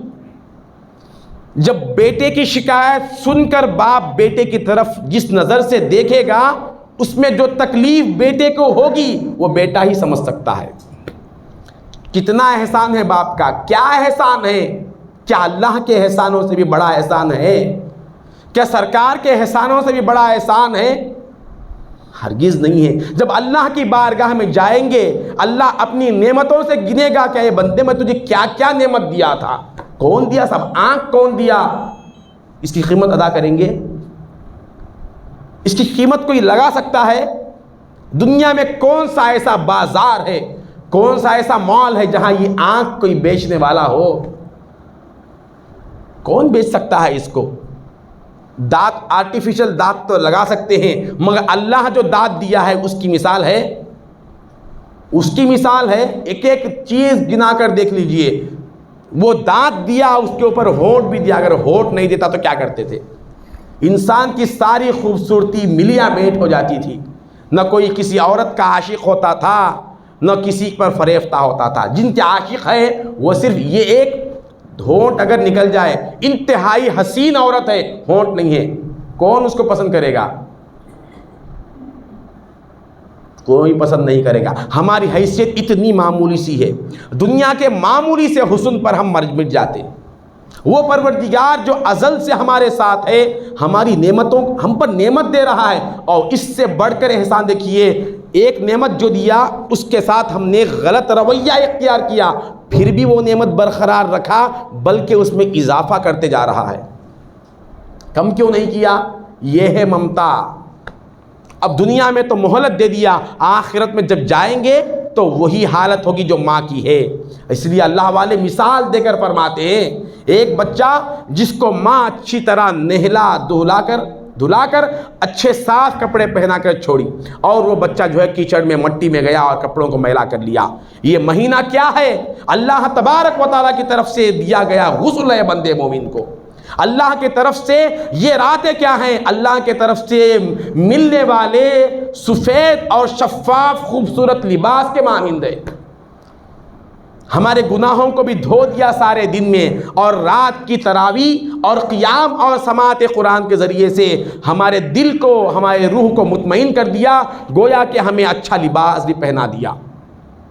اب اس کے بعد جب یہ مہینہ ختم ہو جائے اور وہ جو بچے کی مثال دیا تھا، ماں نے اچھی طرح سے نہلایا اور اچھا خوشبو بھی لگا دیا، کپڑے بھی پہنائی، یہ بچہ ہے کہ جا کے کیچڑ میں لڑا اور وہ مٹی میں اپنے آپ کو تباہ کیا اور وہ میلا ہوا۔ جب ماں کے پاس آئے گا تو وہ ماں جس کی ممتا کائنات میں مشہور ہے، فطرت نے جس کی ممتا کو سراہ کر بیان کیا ہے، وہی ماں اس کو اب مار پیٹ شروع کر دے گی۔ بچہ اگر پلٹ کر کہے گا اے ماں میرے کپڑے خراب کرنے سے تجھے نقصان کیا ہوا؟ الماری میں تو بہت سے کپڑے پڑے ہوئے ہیں، ایک کپڑا خراب ہوا تو کیا ہو، بہت سے کپڑے پڑے ہوئے ہیں۔ ماں پلٹ کر جواب دے گی ارے وہ کمینے، الماری میں کتنے کپڑے پڑے ہوئے ہیں اس کا سوال نہیں ہے، میں جو اپنے ہاتھوں سے تجھے نہلا کر اپنے ہاتھوں سے جو لباس پہنائی ہوں، میری ہاتھوں کی تو لاج نہیں رکھ سکا، میرے ہاتھوں کی تجھے لاج نہیں تھی، اسی لیے میرے ہاتھوں کی تو قدر نہیں کیا، اس پر میں مار رہی ہوں۔ اللہ تبارک و تعالیٰ نعمتیں دے رہا ہے تو اس کے ساتھ یہ رویہ ہونا چاہیے۔ اس کے منشا کو ٹٹولنا چاہیے۔ نفس کا منشا انسان کو ذلیل کیا، ذلیل کر رہا ہے، ذلیل کرتا رہے گا۔ جو بندہ اللہ کے منشا کے تحت اسلام میں پورے کا پورا انداز میں رہے گا اور اس کے ضروری احکام کیا ہے، غیر ضروری احکام کیا ہے، اس کو سمجھ کر زندگی گزارے گا، اللہ تبارک و تعالیٰ دنیا میں سرخرو رکھے گا، آخرت میں بھی کامیاب رہے گا۔ ہمیں اللہ نے اسلام دیا ہے، دیکھیے اس سے بڑھ کر دولت نہیں ہے دوست، مسلمان ہو جانا اس سے بڑھ کر دولت ہے۔ ہمارے نوجوان نہیں سمجھ رہے، نہ بچیاں سمجھ رہی، نہ بچے سمجھ رہے۔ اسلام کا سودا نہیں ہو سکتا تھا، کیا ہو گیا ہے؟ چاہے کتنا بھی بڑا حسن سامنے آ جائے، پچھلے لوگ ایسے تھے برے ہونے کے باوجود کچھ بھی ہوتے تھے مگر اسلام پر، مذہب پر دھکا نہیں دیتے تھے۔ ارے آج مسلمان، ان کی سیکیورٹی، ان کے لڑائیوں کو حل کرنے کے لیے پولیس آ رہی ہے۔ اس سے زیادہ ذلت اور کوئی ہونا چاہیے؟ جو اسلام اور جو مسلمان سارے کائنات کے مسائل کو حل کرنے کی صلاحیت رکھتا ہے، جس کے پاس ایسی کتاب اور ایسا دستور ہے، اس کے فیصلے کرنے کافر اور مشرک آ رہے ہیں۔ وہاں فلاں مقام پر افطار کی پارٹی ہوئی، وہاں جھگڑا ہو گیا اور پولیس وہاں پہنچ گئی۔ جو جگہ مسلمان لڑ لیا اور کورٹ کو گئے، طلاق کا مسئلہ ہو گیا، کورٹ کو مسلمان گیا۔ کہیں بھی دیکھ لیجئے، یہ مسلمان اپنے مسائل حل کرنے کورٹ تک کیوں گیا؟ بھئی مسلمان ایک کافر دونوں گئے ہیں تو ایک بات الگ ہے، دو بھی مسلمان ہیں، نہ اس کے پاس قرآن ہے نہ اس کے پاس منشاء حق ہے، کسی کے پاس منشاء حق نہیں ہے، اور یہ ایمان لائے ہیں قرآن پر کہ یہ اللہ کی کتاب ہے، اس میں ہماری زندگی کا نظام چھپا ہوا ہے۔ کیا کیا ہم نے قرآن کے ساتھ؟ سب دستور تو برابر ہے، جتنا پریفرنس ہم حکومت کے دستور کو دیتے ہیں اتنا اگر اللہ کے حکم کو دیتے تو کیا ہوتا تھا مسلمان؟ کیا یہ ہمارے اندر نہیں ہے؟ اسلام کیا ہو گیا؟ ہم نے اس پر شکر بھی نہیں کیا۔ ارے یہ تو میرا بھائی ہے، میرے اندر جو اسلام ہے، جس نبی کا کلمہ ہے، اس کے زبان پر بھی وہ ہے۔ ہم دونوں کے درمیان کس طرح سے رنجش اور دشمنی آ سکتی ہے؟ دو سگے بھائی جن کے دونوں کے جسم میں ایک ہی خون ہو، یہ لڑ سکتے ہیں، مگر جس کا کلمہ ایک ہی ہو وہ کبھی لڑ نہیں سکتا، ان میں کبھی بھی تضاد نہیں آ سکتا، وہ کبھی بدل نہیں سکتے۔ یہ دو بالکل اسی طرح سے ایک ہے جس طرح سے ایک ہی جسم میں ایک جان ہوتی ہے۔ یہ دو جسم ہرگز نہیں ہیں، نہ ان کے دو جان ہیں۔ تو یہ ہمارے حالات بتا رہے ہیں۔ مسلمانوں کے لیے دوسرے قوم والے آ کر نگرانی کرنا یہ ہمارے لیے ذلت ہے۔ پہلی بات، اللہ تبارک و تعالیٰ کبھی بھی جھگڑے کو اور جدال کو پسند نہیں کیا، اور جو جہاں پر ہم دین کے غیر ضروری امور کو لاتے ہیں وہاں جھگڑا آنا لازم ہے۔ تو دوستو بات طویل ہو رہی ہے، میرے بات کا خلاصہ یہی ہے کہ مذہب اسلام آسان مذہب ہے، بالکل آسان، انسان کی صلاحیت اور اس کی طاقت کے مطابق ہے، کوئی اضافہ ہے، کوئی کمی نہیں ہے۔ اب اس میں ہم نے زیادتی، جب کبھی بھی بوجھ ہمیں معلوم ہوا تو ہم نے یا تو جس چیز کو ضروری کہا اس کو غیر ضروری سمجھا، یا پھر جو غیر ضروری ہے اس کو ضروری سمجھا۔ جتنے ہمارے گھروں کے مسائل ہیں وہ سب اسی میں اٹکے ہوئے ہیں دوست۔ شادیوں کا حال دیکھیے مسلمانوں کا، اگر کوئی شادی ہو، اب نکاح کی محفل ہو، وہ دلہن والے ایک طرف سے کیمرہ لے کے آتے اور دولہے والے بھی لے کے آتے، مائک کون لے کے آنا؟ اب وہ جو خطیب یا جو قاضی صاحب ہوتے ہیں وہ ویسے ہی ان کی آواز کہاں تک جائے گی؟ سامنے کے صف کے 4 آدمی وہ خطبہ پڑھیں گے، عربی آیتیں سمجھ لیں گے، اردو صحیح سمجھ میں نہیں آتی ہمارے لوگوں کو، عربی آیتیں پڑھ لینا اور چلے جانا۔ اب اس میں تو کوئی گنجائش نہیں ہے ہمارے لیے۔ نکاح میں ضروری کیا ہے؟ نکاح میں ضروری کیا ہے؟ خطبہ ضروری ہے۔ خطبے کو ہم نے اٹھا کر بازو میں رکھ دیا، 2 منٹ سے 3 منٹ کے اندر ہو جانا۔ ذری لمبی دعا ہوئی، لمبی آئے تو 2-4 پڑھے تو لوگ گھور کے دیکھنا شروع کر دیتے، کیونکہ ہم کھانے کے واسطے آئے ہیں، اس کا تو انتظام ہی نہیں کیے۔ یہاں پر نصیحت کو رکھنے کی حکمت یہ تھی کہ 2 خاندان یکجا ہو رہے ہیں، ان کو نصیحت کرو، نہ کوئی نصیحت سننے کے لیے تیار ہے۔ اللہ تعالیٰ نصیحت سننے کو بہت پسند کیا۔ جب کسی محفل میں بندہ نصیحت سنتا ہے تو اللہ فرشتوں کو گواہ بنا دیتا ہے کہ فرشتوں، یہ میرا بندہ جو نصیحت سنا ہے نا، اس کے نام اعمال میں جتنا سنا ہے اس پر نیکی لکھ دو۔ کہ اللہ خیر صرف سنا ہے کرا تو نہیں. تو اللہ کہے گا کہ اے فرشتوں اگر کرنا نہیں ہے تو سننے کیوں آتا تھا؟ کرنا نہیں ہے تو سننے کیوں آتا تھا؟ میرے بندے کے بارے میں اچھا سوچ رکھو. حالانکہ اللہ کو نہیں معلوم یہ نہیں کرتا، کتنے کرنے والے ہیں کتنے نہیں کرنے والے معلوم ہے. اسی لیے اللہ جو رب ہے، رب کبھی بھی اپنے بندے کو برا چاہتا ہی نہیں، وہ سوچتا بھی نہیں. جیسے ماں کی مثال دیا، اگر کسی ماں کا بچہ خراب ہو گیا، بگڑ گیا، تو وہ کبھی یہ نہیں کہتے میرا بچہ بگڑ گیا، فلاں بچے نے میرے بچے کو بگاڑا. یہ کہتی ہے بھئی وہ پٹا جب سے اس کے ساتھ ہو گیا بچے کو خراب کر دیا، میرا بچہ تو اچھا ہے، اس نے بگاڑ دیا، یہ بگڑ گیا، یہ کہنے کے لیے تیار نہیں ہے. مولا بھی اپنے بندے کو یہ بگڑ گیا یہ کہنے کے لیے تیار نہیں ہے. اسی لیے آدم علیہ السلام سے جب چوک ہوئی، لغزش پیغمبرانہ ہوئی، تو اللہ نے فرمایا فَأَزَلَّهُمَ الشَّيْطَانُ. کیا انداز ہے، بالکل ماں کا انداز ہے. فَأَزَلَّهُمَ الشَّيْطَانُ. میرے آدم غلطی نہیں کیا، شیطان اس کو بہکا دیا، شیطان نے پسلایا. آدم میرا بندہ غلطی کیسے کر سکتا ہے؟ اس کے گمان کو ہم ویسے ہی رکھیں یا بگاڑ دیں؟ اللہ ہمارے بارے میں چاہتا ہے کہ میرا بندہ غلطی نہیں کرتا، وہ یہ چاہتا ہے، اس کا گمان یہ ہے بندہ بھی اگر ایسا ہی پیش ہو کہ اے اللہ تو مجھ کمینے کے بارے میں یہ خیال رکھتا ہے کہ میں گناہ نہیں کرتا، میں بھی ویسے ہی بن جانا چاہتا ہوں. حضرت سیدنا امام اعظم ابو حنیفہ رحمۃ اللہ علیہ بازار سے گزر رہے تھے. ایک آدمی دوسرے سے کہہ رہا تھا کہ آپ کا ابتدائی معمول یہ تھا کہ آدھی رات آپ جاگ کر عبادت کرتے تھے، آدھی رات سو جاتے تھے. جیسے آج بھی ہم جاگ رہے نا، فونوں میں غلاظتوں میں جو جاگ رہے نا ساری رات، اس میں جو لذت ہے. پہلے تعجب ہوتا تھا ساری رات قرآن کیسے پڑھتے تھے وہ لوگ. اللہ والوں کے جو واقعات آتے ہیں، ساری رات قرآن لے کر بیٹھتے تھے. بھئی ساری رات قرآن لے کے بیٹھتے تھے، ان کو بور نہیں ہوتا تھا، نیند نہیں آتی تھی. اس کی مثال آج اچھی طرح سے سمجھ میں آ رہی ہے. ساری رات فون لے کر وقت گزر جاتا ہے، نہ نیند کا خیال ہے نہ کوئی بور ہوتے ہیں.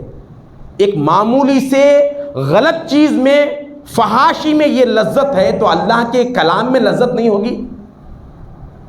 ان کو بھی ویسی لذت آتی تھی. آدھی رات سوتے تھے اور آدھی رات عبادت کرتے تھے. آپ جس بازار سے گزر رہے تھے، کونے میں ٹہر کر ایک شخص کہہ رہا تھا کہ یہ جو شخص بزرگ جا رہے ہیں یہ ساری رات اللہ کی بارگاہ میں عبادت کرنے والے ہیں. تو حضرت امام اعظم ابو حنیفہ رحمۃ اللہ علیہ کان میں جب یہ بات پڑی تو آپ نے سوچا ارے میں تو ساری رات عبادت نہیں کرتا، آدھی رات عبادت کرنے والا ہوں، مگر لوگوں کے گمان میں یہ ہے کہ میں ساری رات عبادت کرنے والا ہوں. لہٰذا لوگوں کے گمان کو اگر میں ساری رات عبادت نہیں کروں گا تو اس کا گمان غلط ہو جائے گا. لہٰذا ایک مسلمان کے گمان کو صحیح ثابت کرنے کے واسطے دوسرے دن سے ساری رات عبادت کرنا شروع کر دیے. مسلمان بندے کے گمان کو صحیح ثابت کرنے کے واسطے اپنے طریقے کو، معمول کو بدل دیے. اب یہ تو اللہ کا گمان ہے اس بندے کے بارے میں، میرا بندہ غلطی نہیں کرتا. سرکار کو اپنی امت پر فخر ہے، میں اپنی امت پر فخر کروں گا. تو امت قابل فخر بھی ہونا چاہیے. اگر یہ گناہوں میں رہے، مجرموں کے صف میں اٹھے گی تو سرکار دو عالم کس انداز سے ہمیں دیکھیں گے. خیر، اپنی زندگی کا جائزہ لینا اس مہینے کا بہت بڑا تقاضا ہے. محاسبہ کرے، یہ زندگی جیسے بھی جئیں گے گزر جائے گی. یہاں لوگ آج تعریف کریں گے، کل برائی بیان کریں گے. آج اچھا بیان کریں گے، کل خراب بیان کریں گے. اچھا پیٹ بھر کر اس کو بریانی ڈالو، آخر میں جا کر کہے گا ذرہ یہ مسالہ کم رہنا تھا، بولتے جاتا. یہ مثالیں ہم دیکھ رہے، کتنا بھی کرو بچوں کو آخر بولتے ہمارے بابا وہ ٹائم پہ مجھے ایسا کرے تو میں ایسا ہو جاتا تھا. ماں باپ کی قدر بہت بڑی چیز ہے. اس دور میں کیا ان کے حالات تھے، ان کے ذہن کیا تھے، یہ بچے کبھی پہچان نہیں سکتے. اسی لیے کہا کہ لوگ کہتے ہیں کہ باپ کیا ہے سمجھنے کے لیے پھر بیٹے کو بھی باپ بننا پڑتا. باپ بنے تو معلوم ہوتا کہ باپ کیا ہے. بیٹے کو معلوم ہوتا باپ کیا ہے، باپ کو ہی معلوم ہوتا. جب اس کا ایک بیٹا رہتا تو اس کو معلوم ہوتا کہ باپ کیا چیز ہے. تو ایک مثال کے طور پر میں نے عرض کیا ہے، ہمارا محاسبہ بہت ضروری ہے۔ زندگی کیا ہے؟ یہ دنیا کا دھوکہ ہے، یہاں کی شہرت بھی بیکار ہے، یہاں کی دولت بھی بیکار ہے، یہاں کا منصب بھی ایک بہت بڑا دھوکہ ہے، چاہے لوگ کتنے بھی ہار پہنائیں گے۔ اب یہ ہار پہنائے نا گل پوشی، آخر میں جب ہمارا جنازہ نکلے گا تو جنازے میں ڈالیں گے۔ دنیا کی عزت اتنی ہی ہے، اصل عزت اللہ کے پاس ہے۔ مرنے کے بعد آخرت میں جو عزتیں ملے گی وہ دائمی اور ابد الآباد ہے۔ تو میں اپنی بات کو ختم کرتا ہوں۔ اللہ پاک سے دعا ہے کہ اللہ جو کچھ کہا گیا سنا گیا عمل کی توفیق عطا فرما، ہمارے حال پر رحم و کرم فرما، مسلمانوں کے جان مال عزت و آبرو کا تو محافظ بن جا، ان کافروں کو نیست و نابود فرما، مسلمانوں کو غلبہ عطا فرما، ہمیں جو پریشان حال ہے ان کے پریشانیوں کو دور فرما، جو بیمار ہیں ان کو صحت عطا فرما، جو بیمار ہے انہیں صحت عطا فرما، ہمارے بڑوں کو سلامت رکھ، چھوٹوں کو سلامت رکھ، ہر دو کی خوشی ہم کو نصیب فرما۔ تجھے واسطہ ہے تیرے حبیب پاک صلی اللہ علیہ وسلم کا، اس مہینے کے رحمتوں مغفرتوں برکتوں سے مالا مال فرما، اس مہینے کے جانے سے پہلے ہماری مغفرت فرما، اس مہینے کے جانے سے پہلے ہماری مغفرت فرما، ہمیں تیرے اور تیرے محبوب کے منشا کے مطابق زندگی گزارنے کی توفیق عطا فرما، ہمارا خاتمہ بالخیر فرما، قبر کے وحشت سے محفوظ فرما۔ تجھے واسطہ ہے تیرے حبیب پاک صلی اللہ علیہ وسلم کا، ان اللہ وملائکتہ یصلون علی النبی یا ایھا الذین آمنوا صلوا علیہ وسلموا تسلیما، اللہم صل علی سیدنا و مولانا محمد وعلی آلہ وصحبہ اجمعین، وآخر دعوانا ان الحمد للہ رب العالمین۔ السلام علیکم ورحمۃ اللہ۔